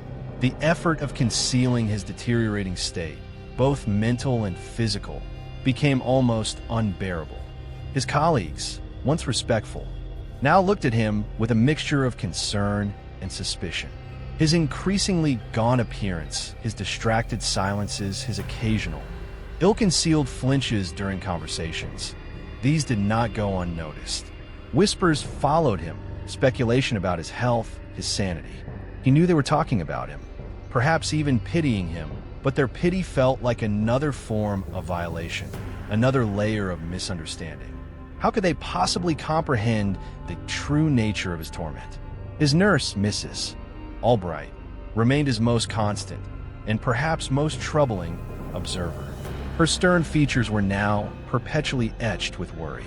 She no longer made direct comments about his appearance, but her silences were heavy with unspoken concern. She would leave cups of beef tea or restorative tonics on his desk, which he rarely touched. He knew she meant well, but her attentiveness felt like a spotlight, illuminating his decay. One afternoon, as he was struggling to focus on a patient's chart, his hand trembling so violently that his handwriting was almost illegible, she placed a gentle hand on his shoulder. "Dr. Vane," she said, her voice softer than usual, "you are unwell. You must rest. Let me arrange for Dr. Abernathy to cover your appointments." He flinched away from her touch, a sudden, irrational surge of anger and fear coursing through him. He looked up at her, and for a horrifying instant, her kind, worried face seemed to waver, to dissolve, replaced by a grotesque caricature of pitying disgust. Her eyes, in this fleeting vision, were wide, wet, and filled with a loathing revulsion, her mouth twisted into a grimace of distaste. It was as if his own self-loathing, his own fear of what he was becoming, was being reflected back at him through her true face. "I am perfectly capable of managing my own affairs, Mrs. Albright," he snapped, his voice harsh, unfamiliar. The vision vanished, leaving him staring at her shocked, hurt expression. He immediately regretted his outburst, but the damage was done. A new, painful distance had opened between them. The most terrifying moment, however, came late one evening, after a particularly grueling day of battling his visions and concealing his worsening symptoms. He was alone in his rooms above the clinic, the silence broken only by the frantic thumping of his own heart. He had avoided looking in a mirror for days, terrified of what he might see, but a morbid, irresistible compulsion drew him towards the small, silver-backed looking glass on his dressing table. His hands trembled as he picked it up, his breath catching in his throat. He forced himself to look. At first, he saw only his familiar, if now gaunt and haggard, reflection. The pale skin, the dark, shadowed eyes, the lines of strain etched around his mouth. Relief, so potent it was almost dizzying, washed over him. Perhaps he had imagined the worst. Perhaps his own face, at least, was still his own. Then it happened. As he continued to stare, his reflection began to shift, to waver, like an image seen through heat haze. For a horrifying, sickening second, his eyes seemed to sink into shadowy, cavernous pits. His skin, already pale, took on a deathly, waxy pallor, stretched taut over his cheekbones and jaw, revealing the sharp, angular structure of his skull beneath.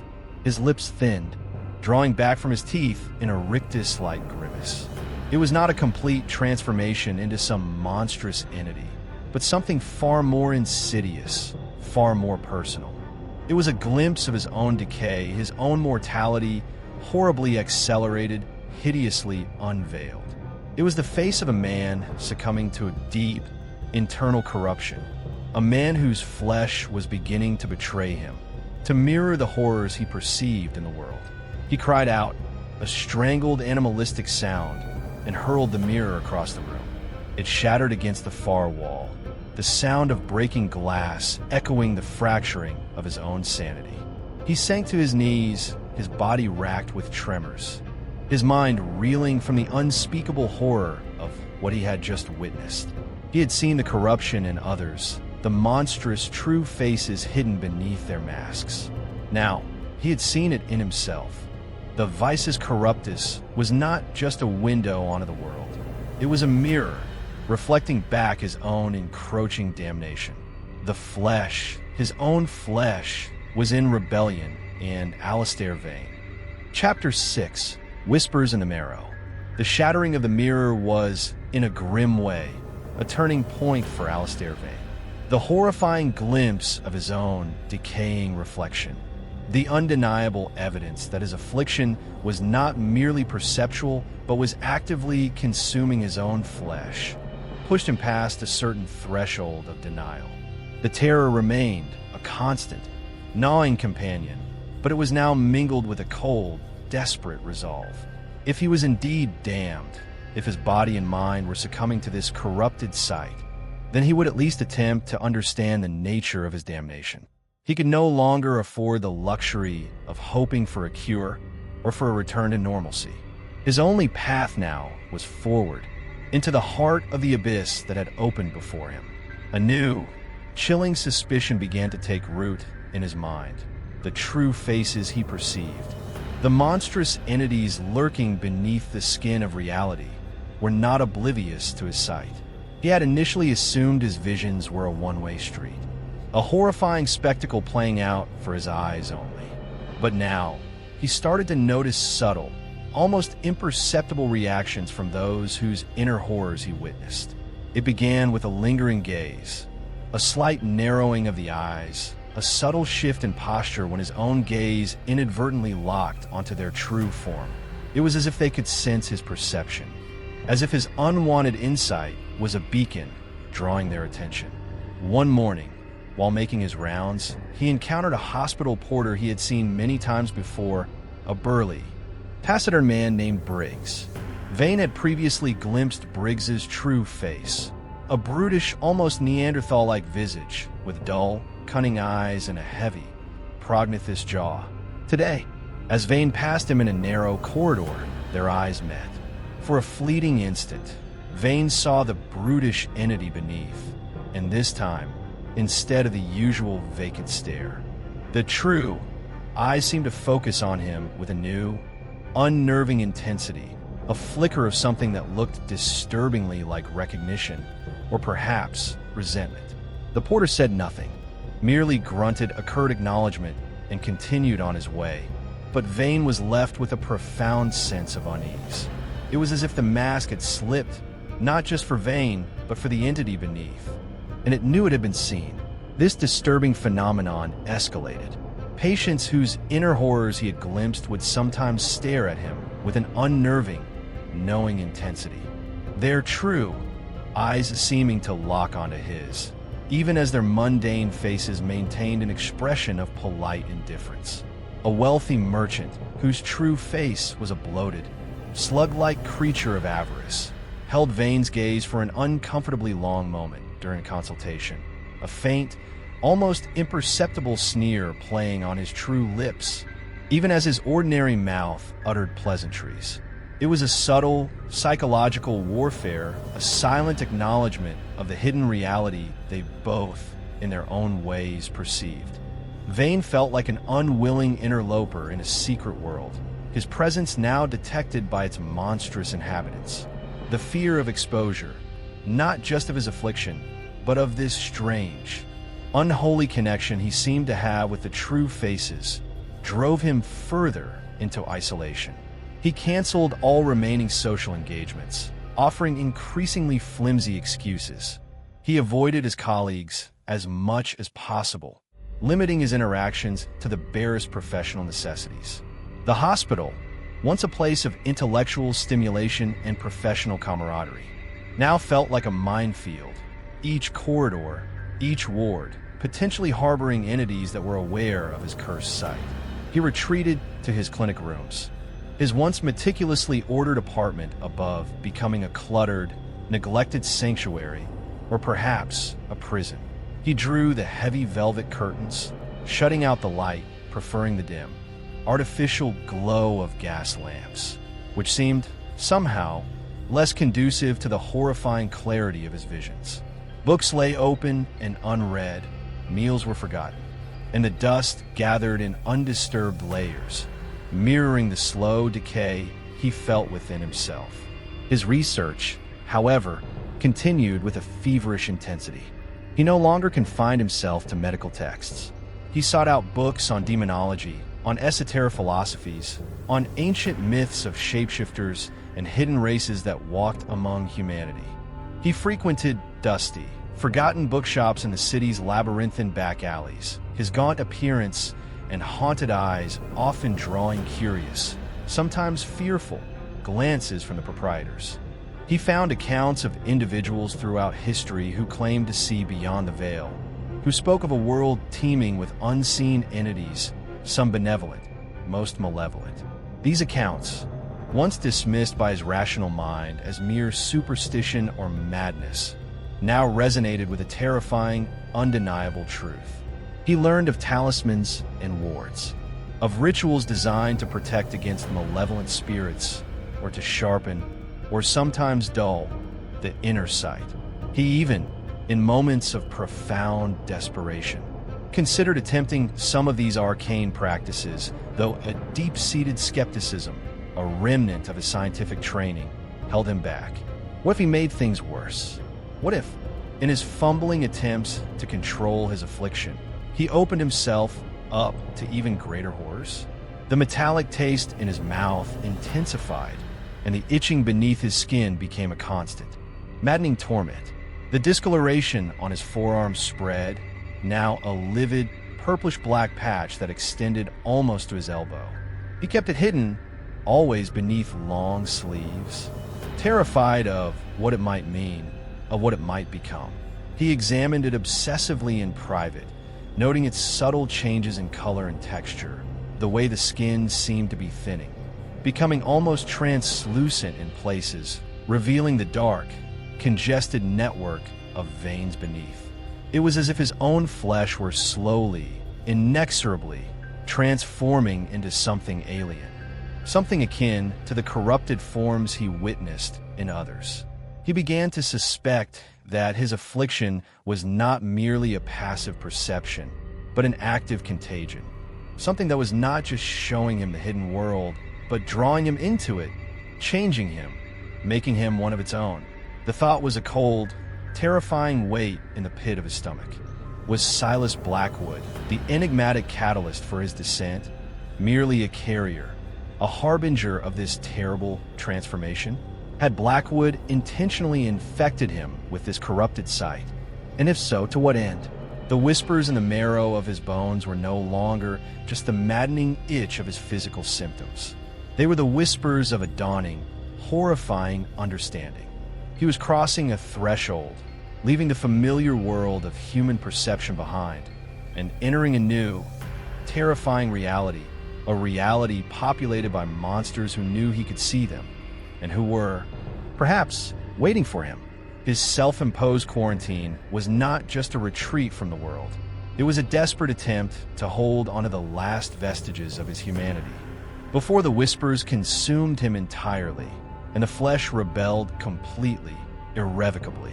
The descent was accelerating, and Alistair Vane, the once respected physician, was falling, untethered. Chapter 7, The Pathologist's Query, driven by a desperate need for answers, for some tangible, scientific foothold in the swirling chaos of his new reality. Alistair Vane began to exploit his access to St. Bartholomew's Hospital in increasingly unorthodox ways. His official duties provided cover for clandestine research, conducted late at night in deserted laboratories and silent archives, when the bustling institution slept, and he was less likely to encounter colleagues who might question his increasingly erratic behavior or the strange nature of his inquiries. He pored over archaic medical texts, journals on teratology, the study of abnormalities of physiological development, and forgotten case studies of inexplicable ailments that had been relegated to the dusty, unvisited shelves of medical history. He sought out records of patients who had suffered from profound perceptual distortions, from unexplainable dermatological conditions, from sudden, inexplicable descents into madness. He was searching for a precedent, a forgotten diagnosis, anything that might offer a rational, if terrifying, explanation for what was happening to him. The hospital's pathology department, with its hushed atmosphere and faint, persistent scent of formaldehyde, became a particular focus of his furtive investigations. He spent hours examining preserved specimens of diseased tissue, of congenitally malformed organs, his corrupted sight, sometimes superimposing grotesque, almost sentient, auras around these remnants of human suffering. He studied slides under microscopes, searching for anomalies, for some microscopic key that might unlock the mystery of his affliction. He found nothing definitive, nothing that directly correlated with his unique and horrifying symptoms. But the process itself, the methodical application of scientific inquiry, provided a fragile, temporary stay against the encroaching tide of madness. One afternoon, while ostensibly reviewing patient files in the records office, he stumbled upon a reference to a Dr. Jonathan Tyrrell, a pathologist who had worked at St. Bartholomew's in the late 18th century. Tyrrell, according to the brief, dismissive notes, had been a brilliant but eccentric physician, eventually disgraced and dismissed from his post due to his unorthodox theories and increasingly morbid and unscientific lines of research. Intrigued, Vane dug deeper, eventually unearthing a slim, leather-bound journal tucked away in a mislabeled box in the hospital's deepest archives. It was Tyrrell's private log, filled with spidery, faded script and detailed, unsettling anatomical sketches. As Vane began to read, a chill traced its way down his spine.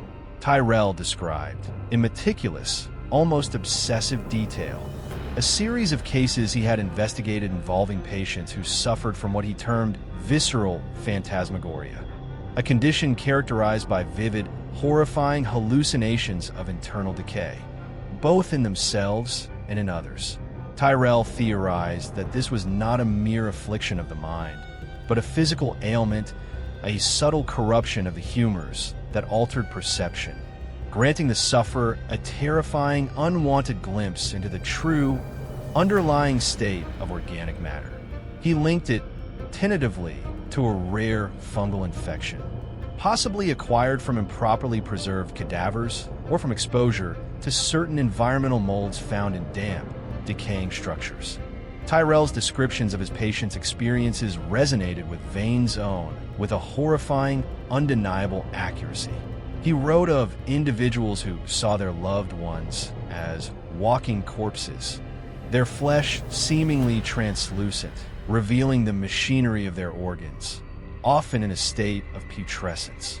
He described sufferers who became convinced they could see the moral decay of others manifested as physical deformity, their inner vices etched upon their phantom visages. Tyrrell himself, it seemed, had eventually succumbed to a similar affliction, his later entries becoming increasingly disjointed, filled with paranoid ramblings and terrifying, fragmented descriptions of the true, monstrous forms that lurked beneath the skin of humanity. The final entry was a single, scrawled sentence. "They see me. The veil is torn. God help us all." Vane closed the journal, his hands trembling, his mind reeling. Visceral phantasmagoria. It was another name, another historical precedent for his torment. Tyrrell's theory of a fungal infection, while archaic and lacking modern scientific rigor, offered a chilling, plausible, if terrifying, explanation. Had he, Vane, somehow been exposed to such a pathogen? Perhaps through his work in the hospital, his contact with the sick and the dying? Or had Silas Blackwood been the vector, his enigmatic presence a deliberate act of contagion? The thought of a physical, microbial agent responsible for his corrupted sight, for the changes in his own flesh, was both horrifying and, in a strange way, almost a relief. It offered a tangible enemy, something that could, perhaps, be fought, understood, even if Tyrell's own fate suggested otherwise. The journal also shed a new, disturbing light on an encounter Vane had experienced earlier that week, an incident he had tried to dismiss, but which now returned to haunt him with fresh significance. He had been called to the children's ward to consult on a young girl, Lily, who was suffering from a persistent, low-grade fever and a general failure to thrive. She was a pale, quiet child, her large, luminous eyes holding a wisdom that seemed far beyond her tender years. As Vane examined her, his corrupted sight had, as usual, been active. But what he saw in Lily had been different, profoundly unsettling in a new way. Her true face was not monstrous, not grotesque in a way he had come to expect. Instead, he saw an image of almost unbearable sorrow, a fragile, luminous essence that seemed to shimmer with a pure, untainted light. Yet, overlaid upon this ethereal beauty, like a dark, viscous stain, was the shadowy imprint of another entity, a cruel, leering face, its features contorted with malice, its eyes burning with a cold, predatory hunger. Vane had recognized that shadowy imprint. It was the true face of the girl's father, a man Vane had briefly encountered in the hospital corridors a few days prior, a man whose outward demeanor had been unremarkable, but whose inner self Vane had perceived as a creature of petty cruelty and simmering resentment. At the time, Vane had been confused, disturbed by this new complexity in his visions. He had seen the monstrous true faces of individuals, but he had never before seen one superimposed, like a parasitic blight, upon another. Now, reading Tyrell's journal, a horrifying understanding began to dawn. Was he not just seeing the true faces of individuals, but also the impact of their malevolence on others, the invisible wounds, the spiritual contagions they inflicted upon the vulnerable? Was Lily's sorrowful, pure essence being overshadowed, tainted by the darkness emanating from her father? The thought added a new, unbearable layer to his cursed sight. He was not just a passive observer of hidden horrors. He was witnessing the silent, invisible suffering, the spiritual predation that occurred beneath the surface of everyday life. The weight of this new understanding was almost crushing. His affliction was not just revealing the monstrousness of individuals, but the interconnectedness of their corruption, the way their hidden darkness could poison and blight the innocent. He felt a profound, almost unbearable sense of responsibility, a desperate, helpless urge to intervene, to protect, to heal, not just the physical ailments of his patients, but these deeper spiritual wounds. But how? How could he fight against shadows, against invisible contagions, when he himself was succumbing to a similar blight? He left the archives that night, Tyrell's journal clutched in his hand, his mind a maelstrom of new fears and horrifying insights. The fungal infection theory, while offering a potential physical cause, also suggested a terrifying possibility. If it was a communicable pathogen, was he now a danger to others? Was he, like Silas Blackwood, becoming a carrier, a vector for this corrupted sight, capable of spreading this horrifying perception to those around him?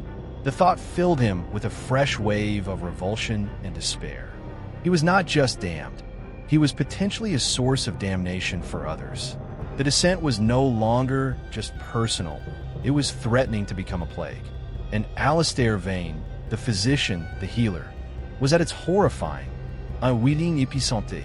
Chapter 8, A Pound of Virtue. The revelations from Dr. Tyrell's journal, particularly the chilling theory of a contagious fungal infection and the disturbing vision of Lily, the blighted child, plunged Alistair Vane into a new realm of ethical and existential torment. His corrupted sight was no longer a mere personal affliction, a horrifying spectacle playing out for his eyes only. It was a lens that revealed the insidious, interconnected nature of human corruption, the way malevolence could spread like a spiritual contagion, tainting the innocent and vulnerable. And with this terrible clarity came a profound, agonizing sense of responsibility, a desperate, almost unbearable urge to intervene, to act upon the horrifying truths his sight unveiled. This internal conflict came to a head with the arrival of Sir Gideon Cartwright, a renowned philanthropist and public benefactor, whose charitable works were legendary throughout London. Sir Gideon, an elderly man with a benign, almost saintly public image, was admitted to St. Bartholomew's with a severe respiratory infection, his condition rapidly deteriorating. He was lauded in the newspapers as a titan of virtue, a man who had dedicated his life to alleviating suffering, his impending demise mourned as a tragic loss for the city and its less fortunate. The hospital staff treated him with a reverence bordering on awe, his room becoming a place of pilgrimage for concerned dignitaries and grateful recipients of his largesse. Vane was assigned to Sir Gideon's case, a duty he approached with a sickening sense of dread. He had encountered Sir Gideon briefly at social functions in the past, and had, like everyone else, been impressed by his air of gentle benevolence and profound wisdom. But now, armed with his corrupted sight, Vane feared what he might see beneath that carefully constructed facade of virtue. As he entered Sir Gideon's private room, the air thick with the scent of expensive floral arrangements and hushed whispers, his worst fears were realized. Sir Gideon lay propped against a mountain of pillows, his breathing shallow and labored, his face pale and drawn. To the ordinary eye, he was a picture of frail, fading dignity. But to Vane's accursed sight, he was a seething mass of corruption, a creature of pure, unadulterated avarice and breathtaking cruelty. Beneath the sainted public image, Vane saw a true face that was bloated and leprous, its eyes small, pig-like, and glittering with a cold, reptilian cunning. A network of dark, pulsating veins throbbed beneath its translucent, jaundiced skin, and its lipless mouth, when it opened to utter a weak platitude to a hovering nurse, revealed rows of needle-sharp teeth like those of a piranha. The aura around this monstrous entity was a sickening, oily black, radiating a palpable sense of greed and a chilling, calculated malice. Sir Gideon's family, his tearful wife and his somber, dutiful sons, pleaded with Vane to save him, to use all his skill and knowledge to pull their beloved patriarch back from the brink. They spoke of his countless good deeds, his unwavering generosity, his profound moral compass. Vane listened, his stomach churning, the dissonance between their heartfelt eulogies and the rapacious horror he perceived almost unbearable. How could they not see it? How could they be so blind to the monstrous entity that lay before them, cloaked in the guise of their sainted benefactor? As Vane began his examination, taking Sir Gideon's thready pulse, listening to his congested lungs, the philanthropist's true face seemed to sneer at him, its pig-like eyes glinting with a malevolent understanding. It was as if the creature knew it had been seen, knew that Vane perceived its true, horrifying nature, and it reveled in the deception, in the adoration it commanded even as it rotted from within. Vane felt a chilling, almost overwhelming pressure to let the man die, a profound revulsion against the idea of using his medical skills to prolong the existence of such a monstrous hypocrisy. His Hippocratic oath, his duty to preserve life, warred violently with the visceral horror and moral outrage engendered by his corrupted sight. The medical situation was dire. Sir Gideon's lungs were failing, his body ravaged by the infection. Standard treatments were proving ineffective. Vane knew there were more aggressive, experimental measures he could attempt, procedures that carried significant risks but offered a slim, desperate chance of survival. As he deliberated, weighing the potential benefits against the almost certain suffering they would inflict, Sir Gideon's true face seemed to watch him, its expression one of smug, contemptuous amusement. Its oily black aura pulsed, and Vane had the distinct, horrifying impression that the creature was feeding off the fear and grief that filled the room, drawing strength from the adulation and despair that surrounded its deathbed. In that moment, something snapped within Vane.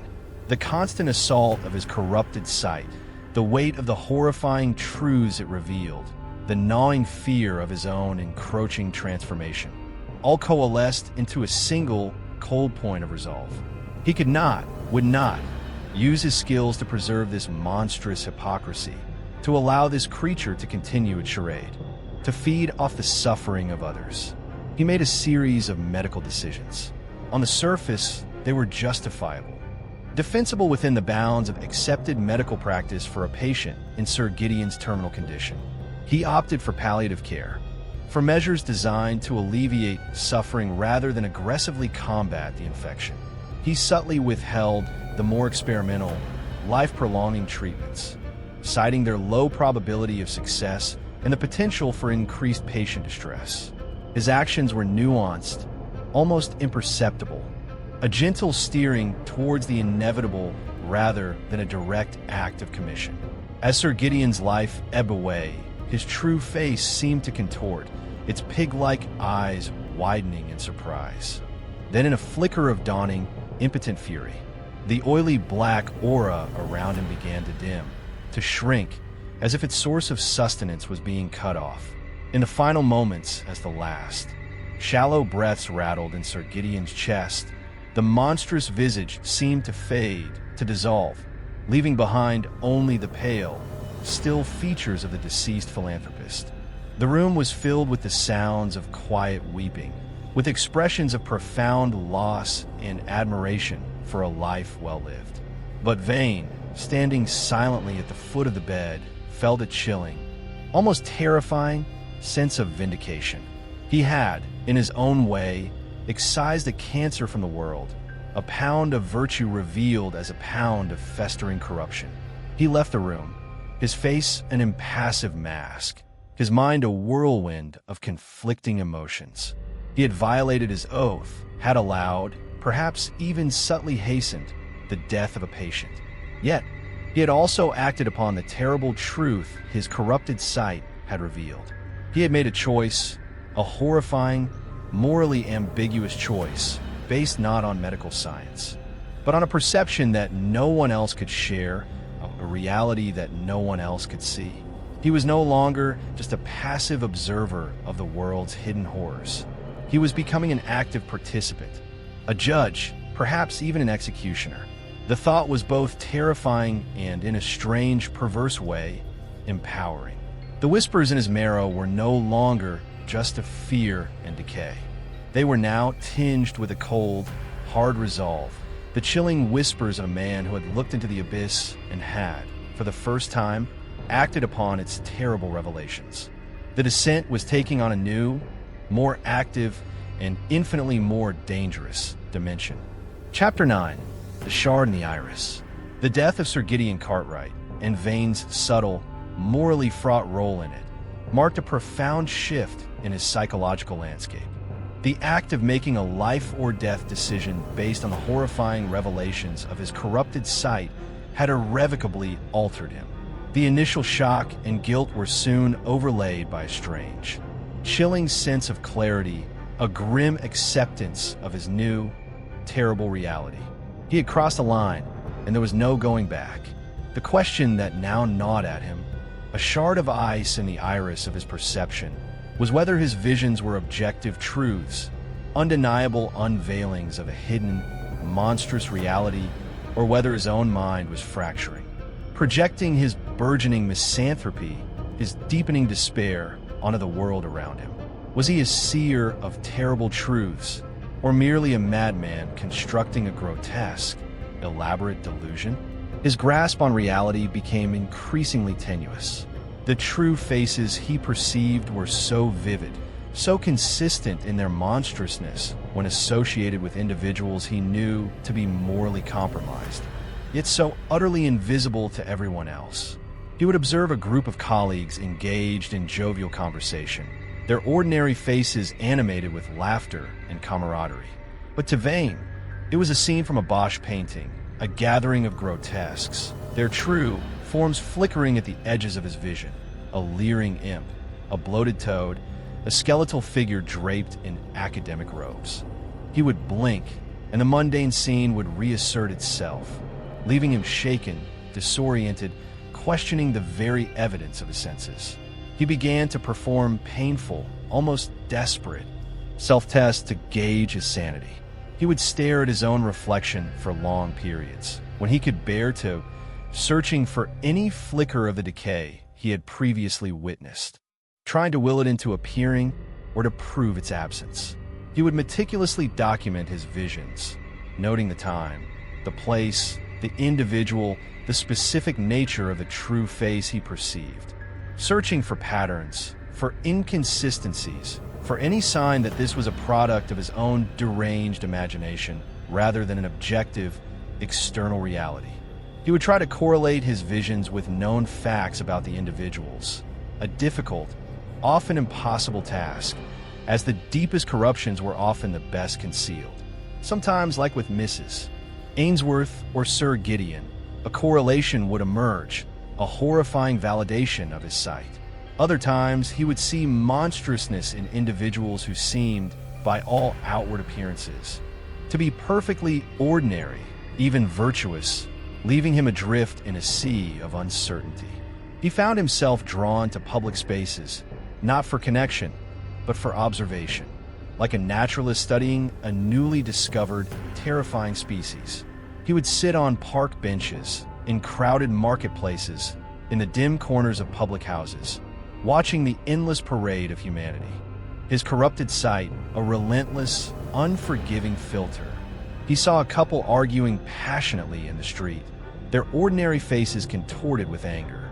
Their true faces, in Vane's perception, were bestial, almost demonic, their features twisted into snarls, their eyes burning with a primal rage. Yet, moments later, as they reconciled, their voices softening, their hands reaching for each other, the monstrous aspects of their true faces seemed to recede, to soften, though they never entirely vanished. The bestial rage was replaced by a different kind of animalism, a raw, possessive hunger, a clinging desperation. The truth, it seemed, was not static, but fluid, reactive, shifting with the currents of emotion, with the ebb and flow of human passion. This fluidity was, in some ways, even more disturbing than the fixed, monstrous visages. It suggested a horrifying malleability to the human soul, a constant, roiling potential for both good and monstrous evil, always lurking just beneath the surface. The physical manifestations of his affliction continued their relentless progression. The itching beneath his skin was a constant torment, sometimes driving him to scratch until he bled, leaving raw, weeping patches on his arms and torso. The metallic taste in his mouth was ever present, a vile, coppery tang that tainted everything he consumed. The discoloration on his forearm had spread further, now a dark, angry swathe of purplish black that extended from his elbow to his wrist, the skin above it feeling thin, fragile, almost necrotic. He kept it obsessively hidden, terrified of what it represented, of the inexorable transformation it heralded. He began to wonder if the fungal infection Dr. Tyrell had theorized about was not just affecting his perception, but actively consuming his flesh, remaking him in the image of the horrors he saw. His attempts to maintain a facade of normalcy at the hospital were becoming increasingly difficult. His colleagues, though perhaps too polite or too intimidated to confront him directly, treated him with a mixture of wary concern and thinly veiled fear. Patients sometimes recoiled from his gaunt appearance, his haunted eyes, his often distracted demeanor. He knew he was failing in his duties, his ability to diagnose and treat compromised by the constant, overwhelming assault of his visions and his own deteriorating physical and mental state. Yet, he clung to his position, to the routine of his work, as if it were the last.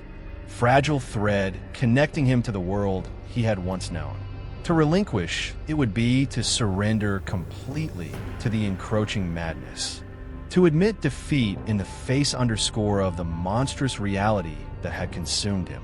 He found a strange, perverse solace in Dr. Tyrell's journal, reading and rereading the faded, spidery script, searching for clues, for understanding, for some shared experience in this lonely, terrifying journey. Tyrell's descent into madness, his final, desperate scrawl. They see me. The veil is torn. God help us all. Resonated with Vane with a chilling, undeniable truth. He, too, felt seen, felt the veil tearing, felt the fragile boundaries of his own sanity fraying. One evening, while rereading a particularly disturbing passage in Tyrell's journal describing the subtle emanations and auric signatures of the truly corrupt, Vane experienced a new, terrifying dimension to his affliction. He was in his cluttered rooms, the gas lamps casting a dim, flickering glow, the sounds of the city a distant murmur. He was thinking of Counselor Finch, of the parasitic entity he had perceived beneath the man's polished exterior. As he focused on that image, he suddenly felt a wave of intense, suffocating nausea, accompanied by a chilling, invasive sensation, as if icy tendrils were probing at his mind, his very essence. He felt a cold, calculating intelligence, a profound, almost reptilian avarice, an insatiable hunger for power and control. It was not his own emotion. It was an echo, a psychic residue, of the counselor's true nature, somehow transmitted to him through the act of perceiving it. He gasped, clutching his head, the sensation overwhelming, terrifying. He was not just seeing the true faces anymore. He was beginning to feel them, to experience their monstrous emotions, their corrupted desires, as if they were his own. This new development was a horrifying escalation, a deeper, more intimate violation. It was one thing to witness the monsters. It was another entirely to feel their monstrosity seeping into his own consciousness, to have their cold, alien thoughts and emotions echoing in the chambers of his mind. The shard in his iris was not just distorting his vision. It was becoming a conduit, a two-way street, drawing him deeper into the abyss, threatening to merge his own identity with the horrors he perceived. His sanity, already hanging by a thread, felt as if it were about to snap. Chapter 10, The Bloom of Decay. The horrifying new development, the ability, or curse, to not only see but also feel the emotions and intentions of the true faces, pushed Alistair Vane further into the abyss. The psychic assault that accompanied his visions was a relentless torment, a constant barrage of alien desires, cold cruelties, and seething resentments that were not his own, yet which resonated within him with a sickening intimacy. His own emotional landscape became a battleground, his genuine feelings almost indistinguishable from the monstrous echoes he absorbed from others. The lines of his own identity, already blurred by his terrifying perceptions, were now threatening to dissolve completely. His physical deterioration accelerated, the bloom of decay spreading through his body with alarming speed. The itching beneath his skin became an unbearable, fiery agony, as if his very blood were infested with microscopic, burrowing parasites. He would spend hours in a near-frenzied state, scratching and tearing at his flesh, leaving it raw, bleeding, and increasingly infected. The metallic taste in his mouth intensified, becoming a constant, nauseating presence, a vile, coppery brine that made swallowing an ordeal. Food, when he could force himself to eat, turned to ash in his mouth, offering no sustenance, no comfort. He grew visibly weaker, his movements slow and labored, his once sharp features now gaunt and skeletal. The discolored patch on his forearm, the first horrifying sign of his flesh's rebellion, had spread like a grotesque, creeping vine, engulfing his entire arm in a mottled, purplish-black hue. The skin was thin, almost translucent in places, revealing the dark, engorged veins beneath, which throbbed with a faint, unnatural pulse. It was cold to the touch, a dead, alien landscape on his own limb. He began to notice similar, smaller patches appearing on his other arm, on his chest, on his legs, like morbid blossoms of decay unfurling beneath his skin. He realized with a chilling certainty, rotting from within, his body becoming a living canvas for the corruption he perceived in the world. His attempts to hide his worsening condition became increasingly futile. His once immaculate attire now hung loosely on his emaciated frame, unable to conceal the ravages of his affliction. His colleagues at the hospital, who had initially treated him with a mixture of concern and wary avoidance, now looked at him with undisguised fear, some even crossing the corridor to avoid encountering him.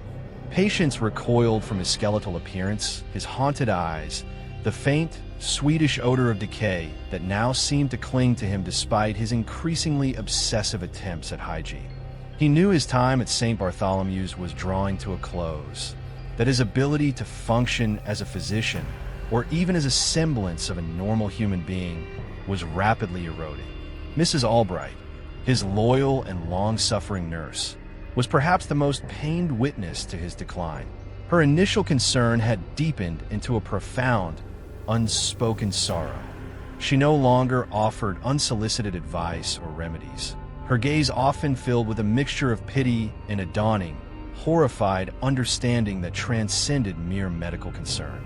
One morning, as Vane struggled to sign a patient chart, his hand trembling so violently that the pen skittered across the page, she approached him, her face etched with a deep, weary sadness.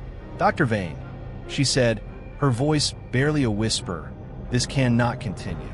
You're gravely ill. You must allow us to help you."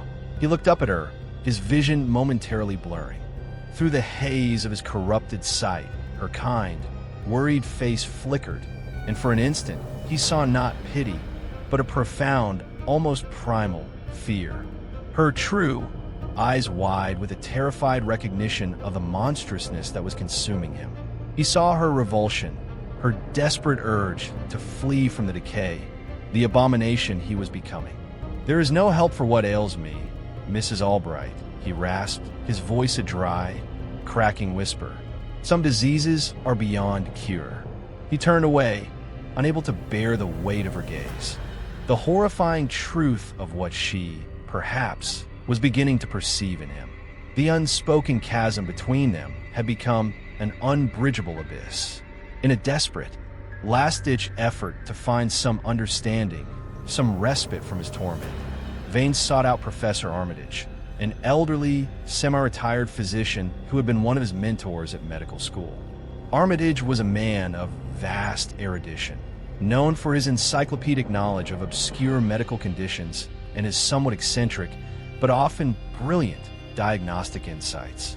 Vane hoped that Armitage, with his decades of experience and his reputation for unconventional thinking, might be able to offer some explanation, some guidance, however slim. He arranged a private meeting, feigning a desire to discuss a complex and perplexing hypothetical case involving a patient with unusual perceptual disturbances and progressive dermatological symptoms. He described his own affliction in veiled, third-person terms, carefully omitting the more fantastical and horrifying details, focusing on the observable physical and neurological aspects. Professor Armitage listened patiently, his aged, deeply lined face thoughtful, his keen blue eyes magnified by thick spectacles, never leaving Vane's. He asked a few probing, insightful questions, his intellect still sharp despite his years. Vane answered as best he could, his voice hoarse, his hands clenching and unclenching beneath the table, trying to conceal their tremor.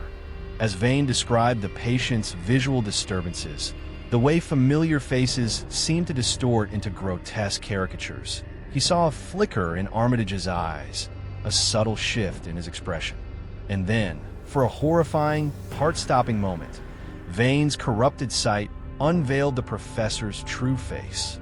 Beneath the kindly, scholarly exterior, Vane saw an entity of cold, clinical curiosity, its features sharp, almost avian, its eyes like polished obsidian, gleaming with a detached, almost predatory interest. There was no empathy in this true face, no compassion, only a chilling, analytical hunger for knowledge, a fascination with the grotesque, the abnormal. It was the face of a vivisectionist, eager to dissect, to understand, but utterly devoid of any human warmth or concern. Vane faltered, his carefully constructed narrative dissolving into a choked, incoherent mumble. The professor's true face seemed to lean closer, its obsidian eyes boring into him, as if peeling back the layers of his deception, seeing the raw, terrified truth of his condition. This hypothetical patient, Dr. Vane, Professor Armitage said, his voice smooth, almost purring, yet with an underlying edge of something cold and sharp, suffers from a most fascinating constellation of symptoms. A unique opportunity for study, one might say. Such extreme deviations from the norm are rare and offer invaluable insights into the plasticity of human perception and physiology. He offered no comfort, no reassurance. Claiming he had forgotten another urgent appointment and fled the professor's rooms, the image of that cold, avian face, those gleaming obsidian eyes, burned into his mind. There was no help to be found in the world of conventional medicine, no solace in the halls of science. He was utterly alone, a pariah, his body and mind consumed by a bloom of decay that was dragging him inexorably into a realm of unimaginable horror. The last vestiges of hope, already faint and flickering, were extinguished, leaving only the cold, hard certainty of his damnation. The whispers in the marrow were growing louder, more insistent, and they no longer spoke of fear, but of a chilling, inevitable surrender. Chapter 11. The Serpent's Promise. The encounter with Professor Armitage, the horrifying revelation of his cold, predatory, true face, extinguished Alistair Vane's last desperate hope of finding solace or understanding within the established medical world. He was adrift, a pariah, his body and mind consumed by a decay that was rapidly pulling him under. Yet, even in the depths of his despair, a flicker of his former scientific tenacity, or perhaps a primal instinct for survival, however twisted, remained. Dr. Tyrell's journal, with its archaic theories and chilling prognosis, became his sole, grim companion. He pored over its faded pages, searching not for a cure, but for a clue, any clue that might lead him to someone, or something that understood the nature of his visus corruptus. One passage, in particular, caught his attention.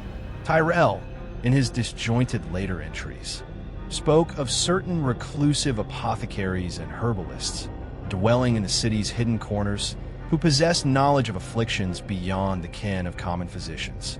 He mentioned, in a barely legible scrawl, a Mistress Hecate, a woman rumored to have sight beyond sight and to cultivate herbs that speak to the shadows in the soul.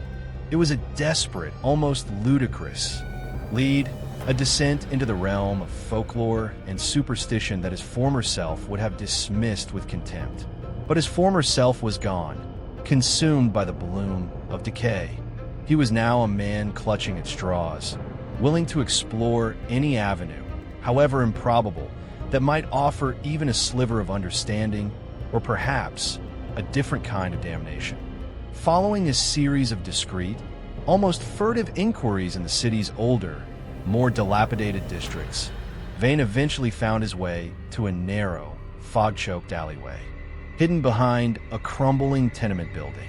At the end of the alley, almost swallowed by shadows, was a small, unassuming shop, its windows dark and grimy, a faded, barely legible sign above the door depicting a coiled serpent entwined around a sprig of nightshade. This, he had been told by a wary, reluctant informant, was the domain of the one now known as Mother Hemlock, a herbalist reputed to deal in remedies for ailments of the less conventional kind. With a sense of trepidation that bordered on terror, Vane pushed open the creaking door. The interior of the shop was dim, lit by a few flickering tallow candles, the air thick with the cloying, complex aroma of dried herbs, strange spices, and something else, something vaguely unsettling like damp earth and old bones. Bunches of dried plants hung from the low ceiling, casting grotesque, dancing shadows on the walls, which were lined with shelves crammed with dusty jars, unlabeled vials, and strange, desiccated objects whose nature he couldn't and didn't want to discern. A figure emerged from the deeper shadows at the back of the shop. It was an old woman, her face a roadmap of wrinkles, her eyes small, dark, and unnervingly sharp like a bird's. She was wrapped in a motley collection of shawls and rags, and a single, tarnished silver ring, shaped like a coiled serpent, adorned one of her gnarled fingers.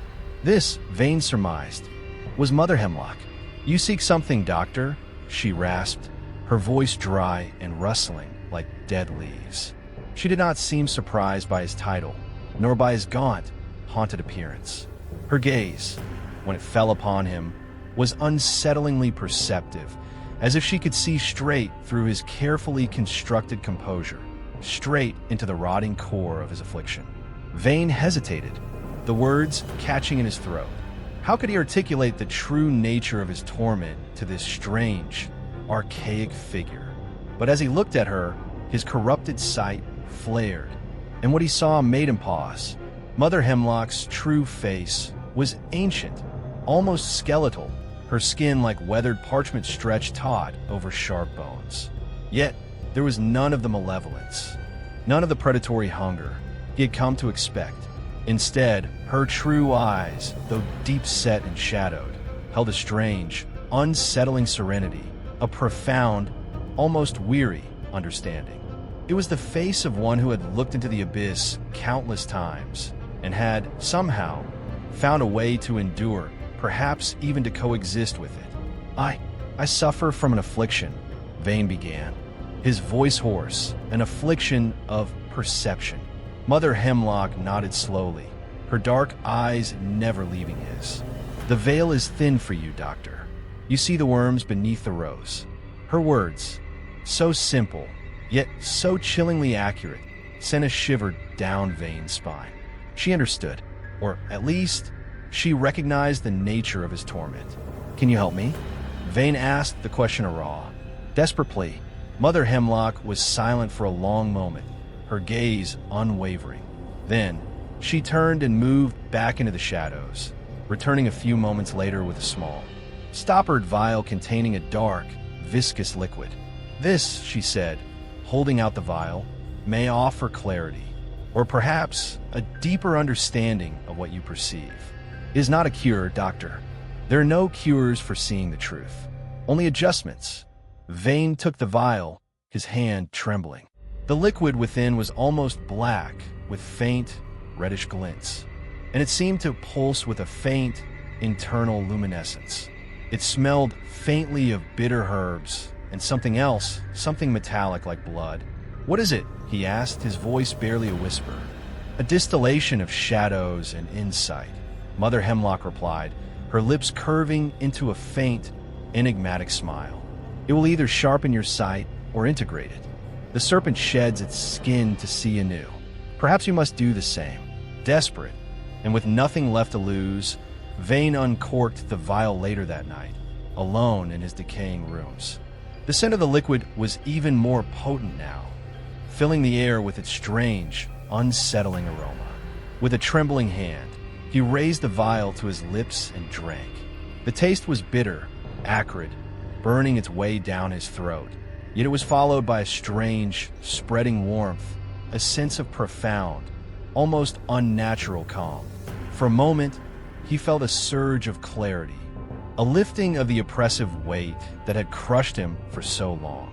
The constant, maddening itch beneath his skin seemed to subside, the metallic taste in his mouth to fade. He looked around his room, and the familiar objects seemed sharper, more defined, yet somehow ordinary. The terrifying superimpositions, the true faces, had receded. He felt a surge of almost unbearable hope. Was this it? Was this the anodyne he had so desperately sought? But the respite was short-lived. As the initial calming effect of the concoction began to wear off, a new, terrifying sensation began to creep over him. The true faces did not just return. They returned amplified, more vivid, more grotesquely detailed than ever before. The veil had not been mended. It had been ripped further asunder. He saw not just the monstrous forms, but their auras, their emanations with a terrifying, almost unbearable intensity. The air around him seemed to teem with unseen energies, with shadowy tendrils and pulsating, malevolent lights. And now he perceived something new, something even more horrifying, an oily, sentient sheen that seemed to coat the true faces, a shimmering, almost intelligent film that connected them, that pulsed with a collective, malevolent consciousness. It was as if he were seeing not just individual monsters, but the network that bound them, the hidden, parasitic ecosystem that thrived beneath the surface of human society. Mother Hemlock's words echoed in his mind. It will either sharpen your sight or integrate it. The serpent's promise had been fulfilled, but it was not a promise of healing or of peace. It was a promise of deeper, more profound immersion in the horror. He had sought clarity, and he had been granted a vision of a world so utterly, terrifyingly corrupt, so completely infested with a collective, sentient malevolence, that his former fears now seemed almost naive. He had shed his old skin, his old perceptions, only to find a new, infinitely more terrifying reality awaiting him. The whispers in the marrow were no longer just his own. They were the whispers of the abyss itself, and they were calling him home. Chapter 12. No More Mirrors. The herbalist concoction had not brought solace, but a horrifying amplification of Alistair Vane's corrupted sight. The world was now a relentless, overwhelming assault of grotesque revelations and malevolent energies. The oily, sentient sheen he perceived coating the true faces, the sense of a collective, parasitic consciousness, filled him with a dread so profound it bordered on catatonia. Yet, paradoxically, this intensification of his torment also brought a strange, terrible clarity. He was no longer just a passive observer of individual horrors. He was beginning to perceive the underlying structure, the interconnected web, of the monstrous reality that lay hidden beneath the mundane. This new, terrible insight had unforeseen consequences. One afternoon, while reluctantly making his way through the chaotic, overcrowded wards of St. Bartholomew's, a place he now navigated with the constant, stomach-churning dread of a man walking through a minefield of psychic horrors, he witnessed an altercation. A patient, a burly, aggressive man named Dawkins, whose true face Vane perceived as a particularly brutish, almost demonic entity, radiating an aura of simmering violence, became enraged by a perceived slight from a frail, elderly male nurse.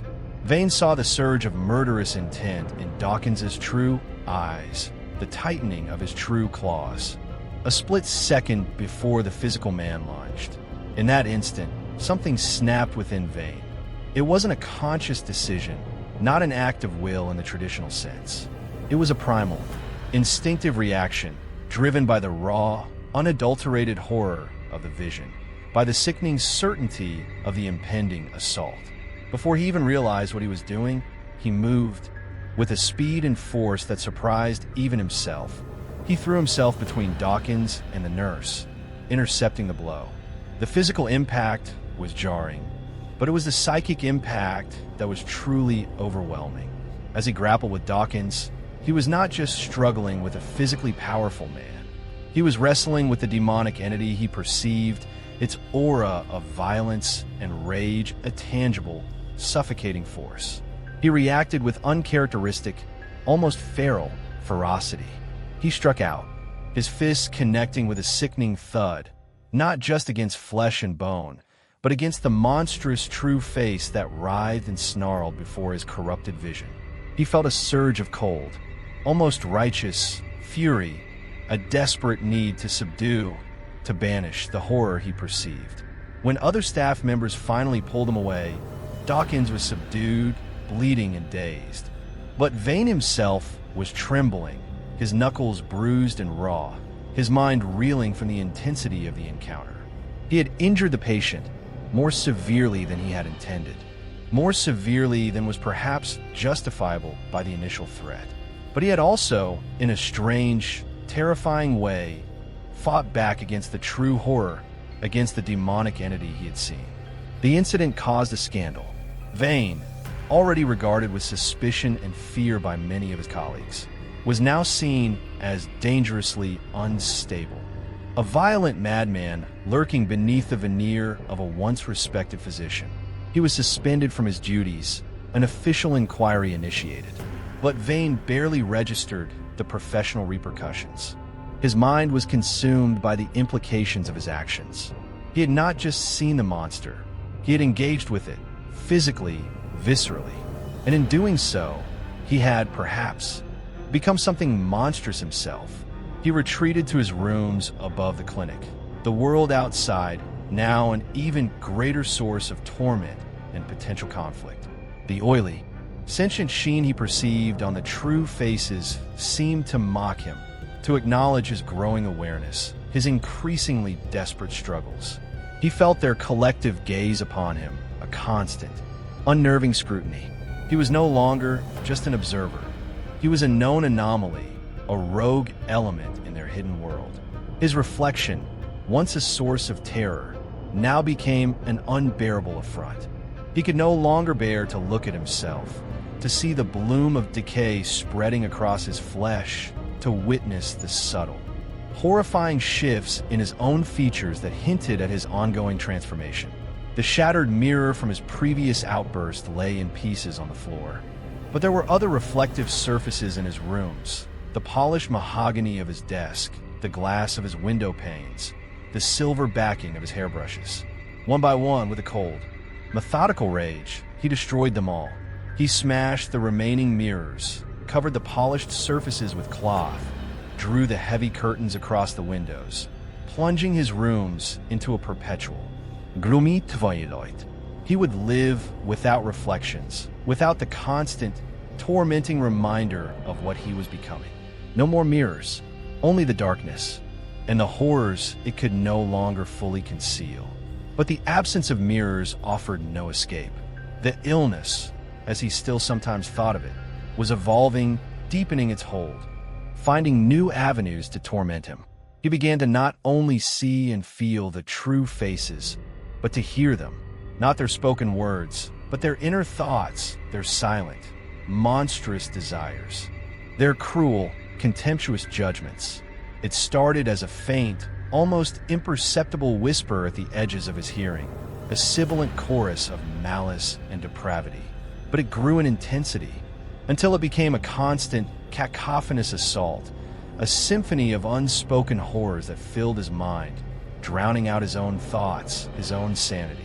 He would walk the streets, and the mundane chatter of the crowds would be overlaid by this terrifying, internal soundtrack. The merchant's silent calculation of how to cheat his customers. The society matron's venomous thoughts about her rivals. The politician's unspoken plans for manipulation and self-aggrandizement. It was an unbearable intimacy, a forced immersion in the cesspool of human consciousness. He was no longer just seeing the masks. He was hearing the monstrous thoughts that festered behind them. His movements slow and difficult. The metallic taste in his mouth was a constant, vile reminder of his internal corruption. He ate little, slept less, his body wasting away, his mind teetering on the brink of utter collapse. He was a prisoner in his own decaying flesh, haunted by visions he could not escape, by voices he could not silence, by emotions that were not his own. The serpent's promise had been a terrible deception, leading not to insight, but to a profound, multi-sensory immersion in a hell of his own perception. And as he sat alone in his darkened, mirrorless rooms, surrounded by the cacophony of silent, monstrous thoughts, he knew that the final stages of his transformation, or his complete disintegration, were rapidly approaching. The revelation was almost complete, and it was a revelation of utter, unmitigated horror. Chapter 13, The New Anatomy. In the depths of his mirrorless, darkened rooms, surrounded by the cacophony of silent, monstrous thoughts and the relentless assault of his corrupted sight, Alistair Vane reached a peculiar, almost terrifying state of equilibrium. The constant bombardment of horror, the unceasing awareness of the sentient, oily sheen that connected the true faces, the chilling echoes of their malevolent emotions. It had pushed him beyond the threshold of conventional sanity, into a realm where the grotesque had become the norm, the monstrous the baseline of his existence. The initial terror, the desperate struggle for normalcy, had gradually given way to a strange, cold detachment, a weary resignation that bordered on a perverse form of acceptance. He could no longer fight what he perceived. It was too pervasive, too absolute. So, he began to observe. He stopped trying to reconcile his visions with a mundane world, stopped trying to find rational explanations or medical precedents. Instead, he began to study the true faces themselves, with the same meticulous, analytical eye he had once applied to human anatomy and pathology. He was, after all, still a physician at heart, his mind trained in observation, classification, and the search for underlying patterns. If this monstrous reality was now his reality, then he would, in his own way, attempt to understand its terrible, intricate workings. He started to categorize the species of horrors he perceived, noting their recurring characteristics, their preferred hosts, their subtle variations. There were the parasites, like the entity he had seen beneath Counselor Finch, amorphous, tendril creatures that seemed to feed off the power and influence of their hosts. There were the predators, sharp-featured, fanged beings that lurked beneath the masks of the ambitious and the ruthless, their auras radiating a cold, predatory hunger. There were the decayers, skeletal, leprous figures that seemed to embody corruption and moral rot, often found clinging to the outwardly pious or self-righteous. He noted the imps and ghouls that hid beneath the faces of the petty and the cruel, the bloated toads of avarice, the screeching harpies of vanity and malice.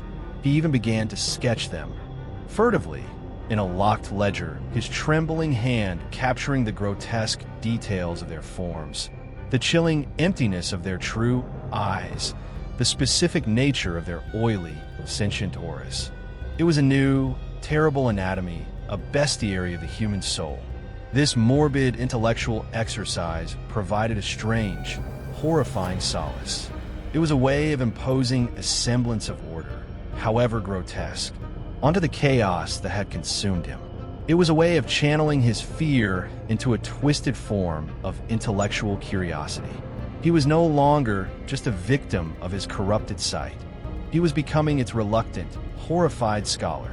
And then, a new, even more disturbing development occurred.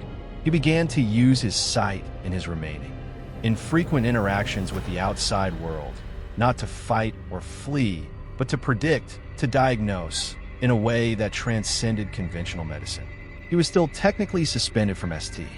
Bartholomew's, but occasionally desperate individuals, old patients who remembered his former brilliance, or those who had heard whispers of his uncanny, if unsettling, insights, would seek him out his clinic. One such patient was a young woman, Miss Eliza Thorne, brought by her distraught mother. Eliza was suffering from a mysterious, wasting illness that had baffled a series of conventional physicians. She was pale, emaciated, her eyes large and haunted. As Vane looked at her, his corrupted sight revealed not a monstrous true face within Eliza herself. Her own essence was a faint, flickering light, almost extinguished, but a shadowy, tendriled entity, similar to the parasites he had categorized, that seemed to be wrapped around her, its dark filaments subtly interwoven with her vital organs, slowly, inexorably draining her life force. He also perceived, with horrifying clarity, that this parasitic entity was not originating from Eliza, but was an extension a projection from someone close to her. He questioned the mother carefully, his inquiries seemingly random, almost irrelevant to Eliza's physical symptoms. He asked about her family, her associates, her recent interactions. And as the mother spoke, Vane watched her true face, that of a vain, self-absorbed woman, her aura radiating a chilling indifference to her daughter's suffering. Her primary concern being the social inconvenience of Eliza's illness. And then, she mentioned Eliza's fiancé, a wealthy, influential older man, whom Eliza had recently and mysteriously broken off her engagement with.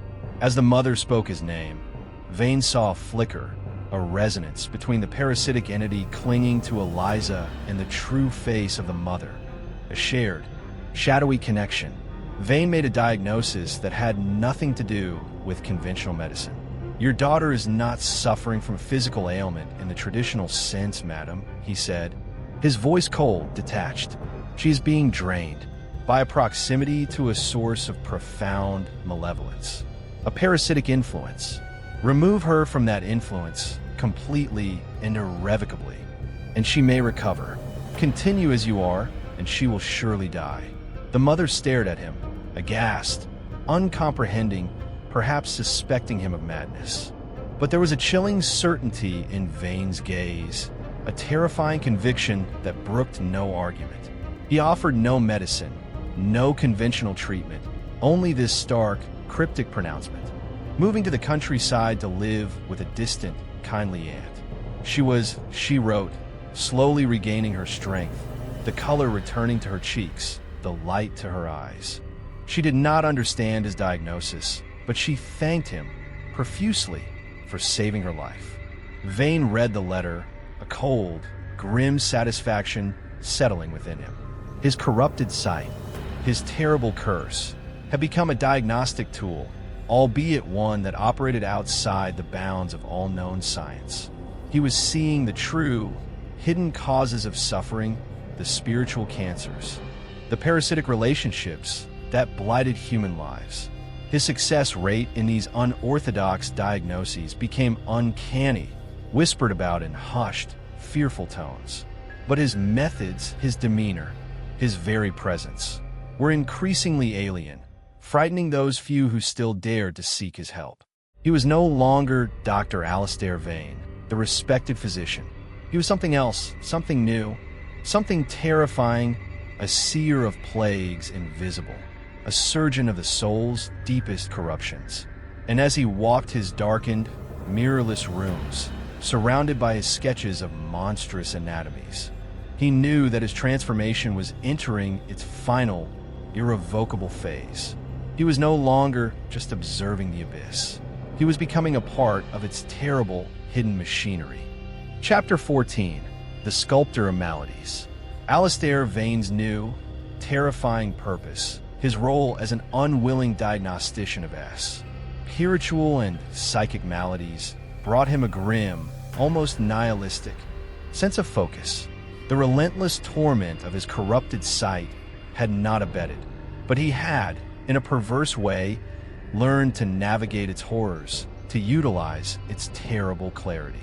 His clinic, once a place of conventional healing, had become a confessional of a different sort, a place where the desperate and the afflicted, those failed by traditional medicine, sought his uncanny, unsettling insights. He offered no conventional remedies, no soothing platitudes, only the stark, often horrifying, truths his sight revealed. Some fled in terror, convinced he was a madman. Others, like Eliza Thorne, found in his cryptic pronouncements a path to an unconventional, almost miraculous recovery. His physical deterioration, however, continued its inexorable march. The bloom of decay had spread across his body, his skin a roadmap of purplish-black lesions, thin and fragile like ancient parchment. He was a gaunt, skeletal figure, his eyes burning with a feverish, unnatural light in their deep, shadowed sockets. The sweetish, cloying odor of decay clung to him, a constant, unwelcome companion. He knew with a cold, detached certainty that his own flesh was succumbing to the same forces of corruption he perceived in the world around him. He was a living testament to the horrors his sight unveiled, a walking embodiment of the vices corruptus. One bleak, fog-shrouded afternoon, a figure from his past reappeared, a harbinger of the final, terrible revelation. The bell above his clinic door chimed, a hesitant, almost furtive sound. Vane, seated in his darkened consulting room, surrounded by his sketches of monstrous anatomies, looked up, a flicker of something, anticipation, dread, stirring within him. Mrs. Albright, her face paler and more careworn than ever, but her loyalty still, inexplicably, intact, ushered in the visitor. It was Mr. Silas Blackwood. Blackwood had changed. His initial ailment, the insomnia and mild anxiety that had first brought him to Vane's door, seemed to be entirely gone. He exuded an aura of calm, almost preternatural self-possession.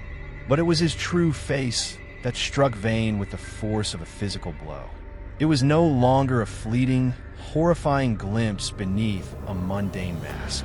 Now, the monstrous visage Vane had first perceived, the desiccated flesh, the black, corrupted veins, the eyes like chips of winter ice, seemed to be the dominant one.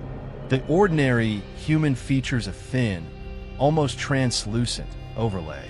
Blackwood was no longer wearing a mask. He was the mask, or rather, the entity beneath had almost entirely consumed its human guise. The oily, sentient sheen that Vane had come to associate with the collective consciousness of the true faces pulsed around Blackwood with a palpable, almost suffocating intensity. "Dr. Vane," Blackwood said, his voice still melodious, but now carrying an undeniable undertone of power, of ancient, chilling authority. "It has been some time. You have changed."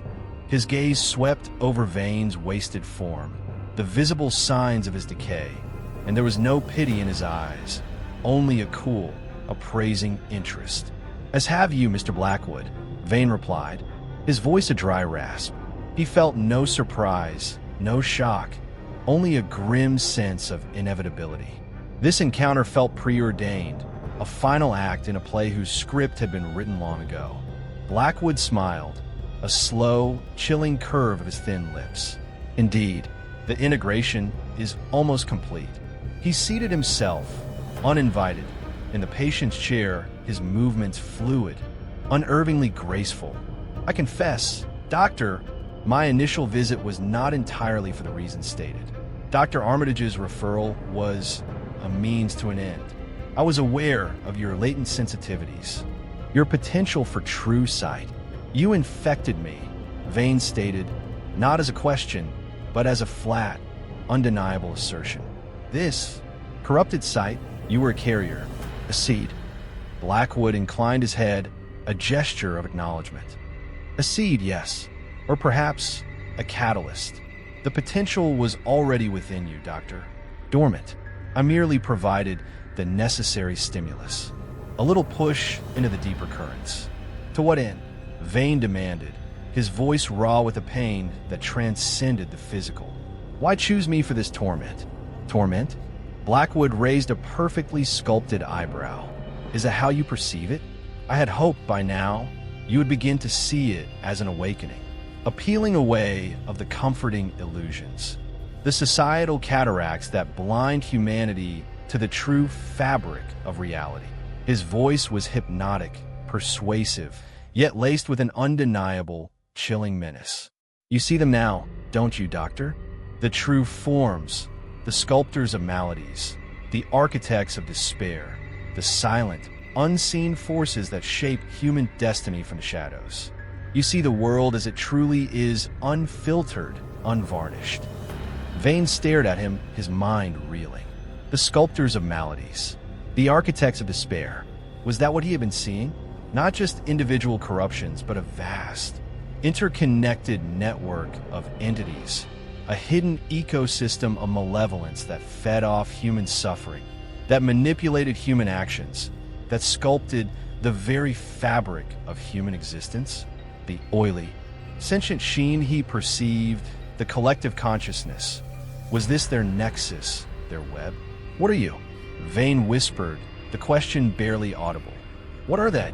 Blackwood smiled again, a smile that did not reach his cold, knowing eyes. We are the truth, Doctor. The reality beneath the skin. The ancient, enduring current that flows beneath the fragile dam of human reason and morality. We are the whispers in the marrow, the bloom of decay, the serpent's promise. And you, Dr. Vane, thanks to your unique perspective, are now one of the few who can perceive us. He leaned forward, his voice dropping to a conspiratorial whisper, yet filling the darkened room with its resonant power. This illness, as you call it, is not a disease, Doctor. It is an initiation, a transformation. You are shedding your old, limited human perception and developing the senses required to navigate the true, deeper reality. The physical discomforts you experience are merely the side effects of this profound metamorphosis. Your flesh is aligning itself with your sight. Blackwood gestured around Vane's darkened room at the scattered sketches of monstrous anatomies, the locked ledgers, the pervasive atmosphere of decay and despair. You have already begun the work, Doctor. You have started to categorize, to understand. You have even, I believe, begun to act upon your insights. Sir Gideon Cartwright, for instance, a most judicious intervention.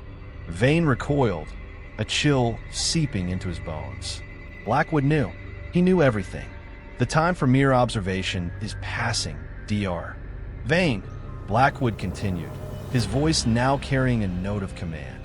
A choice lies before you. You can continue to resist, to fight against your transformation, and inevitably succumb to the final stages of physical and mental disintegration. Your body will betray you, your mind will shatter, and you will become just another casualty. Another forgotten soul consumed by a truth too vast for your limited human framework. He paused, his gaze intense, unwavering. Or you can embrace it. Embrace your new perception fully. Accept the transformation. Join us. Become a tender of the garden of true forms, a conscious participant in the unfolding of reality's deeper patterns. Your sight, your understanding, could be invaluable. There is much work to be done, Doctor. Much sculpting. As Blackwood spoke, Vane became aware of a subtle shift in the atmosphere of the room. In the very fabric of his perception, the true faces of everyone he had encountered, everyone in the hospital, in the city, seemed to press in on him, their collective, oily, sentient aura pulsing. Watching, waiting, he felt their cold, alien curiosity, their silent, monstrous anticipation. They were aware of this moment, of this choice. Blackwood rose, a tall, commanding figure in the dim light, his true form almost entirely eclipsing his human guise. He was a being of ancient, knowing darkness, his eyes like portals into some cold, starless void. The choice is yours, Dr. Vane, he said, his voice a soft, sibilant whisper that seemed to echo in the very marrow of Vane's bones. Embrace the truth and find your purpose within it, or be consumed by it. The sculptors of maladies await your decision. He turned and left, as silently and gracefully as he had arrived, leaving Vane alone in the suffocating darkness. The weight of an unimaginable choice pressing down upon him, the unseen eyes of a monstrous world fixed upon his decaying form. Chapter 15, The Vane Legacy. The departure of Silas Blackwood left Alistair Vane in a state of profound, chilling paralysis. The darkened room, once a refuge from his horrifying perceptions, now felt like a crucible, the air thick with the unspoken, collective anticipation of the true faces he knew were watching, waiting for his decision. Blackwood's words echoed in his mind. Embrace the truth and find your purpose within it, or be consumed by it. It was a stark, terrifying ultimatum, a choice between two equally horrifying, yet profoundly different forms of damnation. Days bled into nights, Vane lost in a miasma of torment and indecision. His physical decay accelerated, the bloom of corruption spreading across his wasted form. his body a grotesque testament to the truth Blackwood had spoken of. The cacophony of silent, monstrous thoughts, the relentless assault of his corrupted sight, the chilling echoes of alien emotions. It was an unceasing, overwhelming torment. He barely ate, barely slept, his existence reduced to a grim, solitary vigil in his mirrorless, decaying sanctuary. He was teetering on the brink of utter collapse, the fragile remnants of his sanity stretched to their breaking point. He replayed Blackwood's offer, his initiation, his transformation, to become a tender of the garden of true forms, a conscious participant in the unfolding of reality's deeper patterns. What did it mean? To join them? To become one of the sculptors of maladies, the architects of despair? The thought was abhorrent, a betrayal of everything he had once stood for, of the Hippocratic oath he had so sacredly sworn. Yet, the alternative, to be consumed, to disintegrate into madness and decay, a forgotten casualty of a truth too vast to comprehend, was equally terrifying. He thought of his diagnoses, his uncanny ability to perceive the hidden spiritual cancers that blighted human lives. He thought of Eliza Thorne, her life saved not by conventional medicine, but by his accursed sight. Was there perhaps a sliver of purpose, however twisted, however horrifying, in what he had become? Could he, by embracing this terrible clarity, by understanding the true nature of the sculptors of maladies, somehow mitigate their influence, somehow protect the innocent, even as he himself was consumed by the darkness? Or was that just another illusion, another seductive lie whispered by the abyss? The precise moment of his decision, if it could even be called a decision, was lost in the fog of his suffering. Perhaps it was not a conscious choice, but a gradual, inexorable surrender, a weary acceptance of the inevitable. Or perhaps, in the deepest, most hidden recesses of his soul, some vestige of the physician, the seeker of knowledge, however perverted, still lingered, drawn by the terrifying allure of understanding the true, monstrous anatomy of the world. The details of what happened next remained shrouded in mystery, lost to the official records, to the memory of those who had once known Dr. Alistair Vane. He disappeared from his clinic, from Harley Street, from the city of London. Some said he had finally succumbed to madness, confined to a lunatic asylum in some remote corner of the country. Others whispered that he had taken his own life, unable to bear the weight of his mysterious, debilitating illness. Mrs. Albright, his loyal nurse, when questioned, would only shake her head, her eyes filled with a profound, unreadable sorrow, and say that the doctor had gone on a long journey to seek a cure that could not be found here. Months later, in a forgotten, labyrinthine quarter of the city, a place of perpetual twilight and crumbling tenements, a new, unsettling presence began to make itself known. Rumors circulated in hushed, fearful tones of a brilliant, reclusive physician, a man of uncanny insight and unorthodox methods, who ministered to those whom conventional medicine had abandoned. They spoke of miraculous cures, of inexplicable recoveries from diseases deemed incurable. They also spoke of the doctor's gaunt, almost skeletal appearance, his burning, haunted eyes, and the chilling, unsettling aura that surrounded him. Some said he could see into their very souls, that he could diagnose not just the ailments of the body, but the corruptions of the spirit. They called him simply the Vane Doctor, a name whispered with a mixture of hope and profound, primal fear. The final scene, if one could have pierced the veils of secrecy and dread that surrounded this enigmatic figure, might have taken place in a dimly lit, sparsely furnished room, redolent with the scent of strange herbs and a faint, sweetish odor of decay. The Vane Doctor, a gaunt, shadowy figure, his features obscured by the gloom, his hands thin and skeletal, yet strangely steady, would be examining a patient, perhaps a child, pale and listless, her eyes filled with a familiar, sorrowful light, or perhaps a wealthy merchant, his face a mask of anxiety, his body racked by some inexplicable malady. The Vane doctor would pause, his head tilted slightly, as if listening to something beyond the range of ordinary hearing. A flicker, almost imperceptible, would pass through his shadowed eyes. His corrupted sight, now fully integrated, fully embraced, would be active, revealing the intricate, monstrous tapestry of the true forms. The subtle emanations of the sculptors of maladies at their work. He would see the parasitic tendrils, the predatory auras, the blooms of spiritual decay. But now there would be no recoil.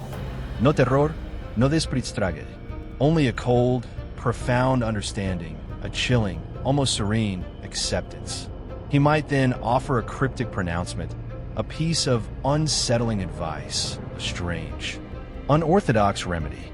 Or perhaps he might simply reach out a hand, his touch cold, yet strangely calming, and in that touch some subtle, unseen adjustment would be made. Some malevolent influence subtly redirected, some parasitic entity momentarily thwarted. He was no longer just seeing the garden of true forms. He was, in his own terrible, ambiguous way, tending it. He had found his purpose within the abyss. As the patient departed, a flicker of something, a subtle, knowing smile, a glint of ancient, chilling wisdom, might play on the Vane doctor's lips.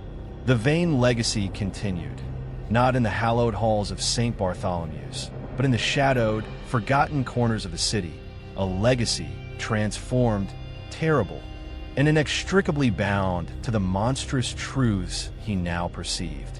The question that lingered, a cold, unsettling whisper in the fog-laden air, was not just about Dr. Vane, but about the world itself. Who else saw? Who else walked among them? Their eyes cursed or blessed with the corrupted sight, tending the hidden garden of human suffering and monstrous reality. And what other true faces lay waiting, unseen, beneath the fragile veneer of the everyday? Eli Nightfall. To the audience, the tale of Dr. Vane is but one glimpse into the shadows that lie just beyond our perception. If his journey into the heart of horror has chilled you, if the whispers in the marrow now echo in your own thoughts, then be sure to like this video, leave a comment sharing what true faces you imagine lurk beneath the surface, and subscribe to Eli Nightfall for more descent into the macabre. Your support allows me to continue peeling back the veil. Until next time, be wary of what you see and what sees you.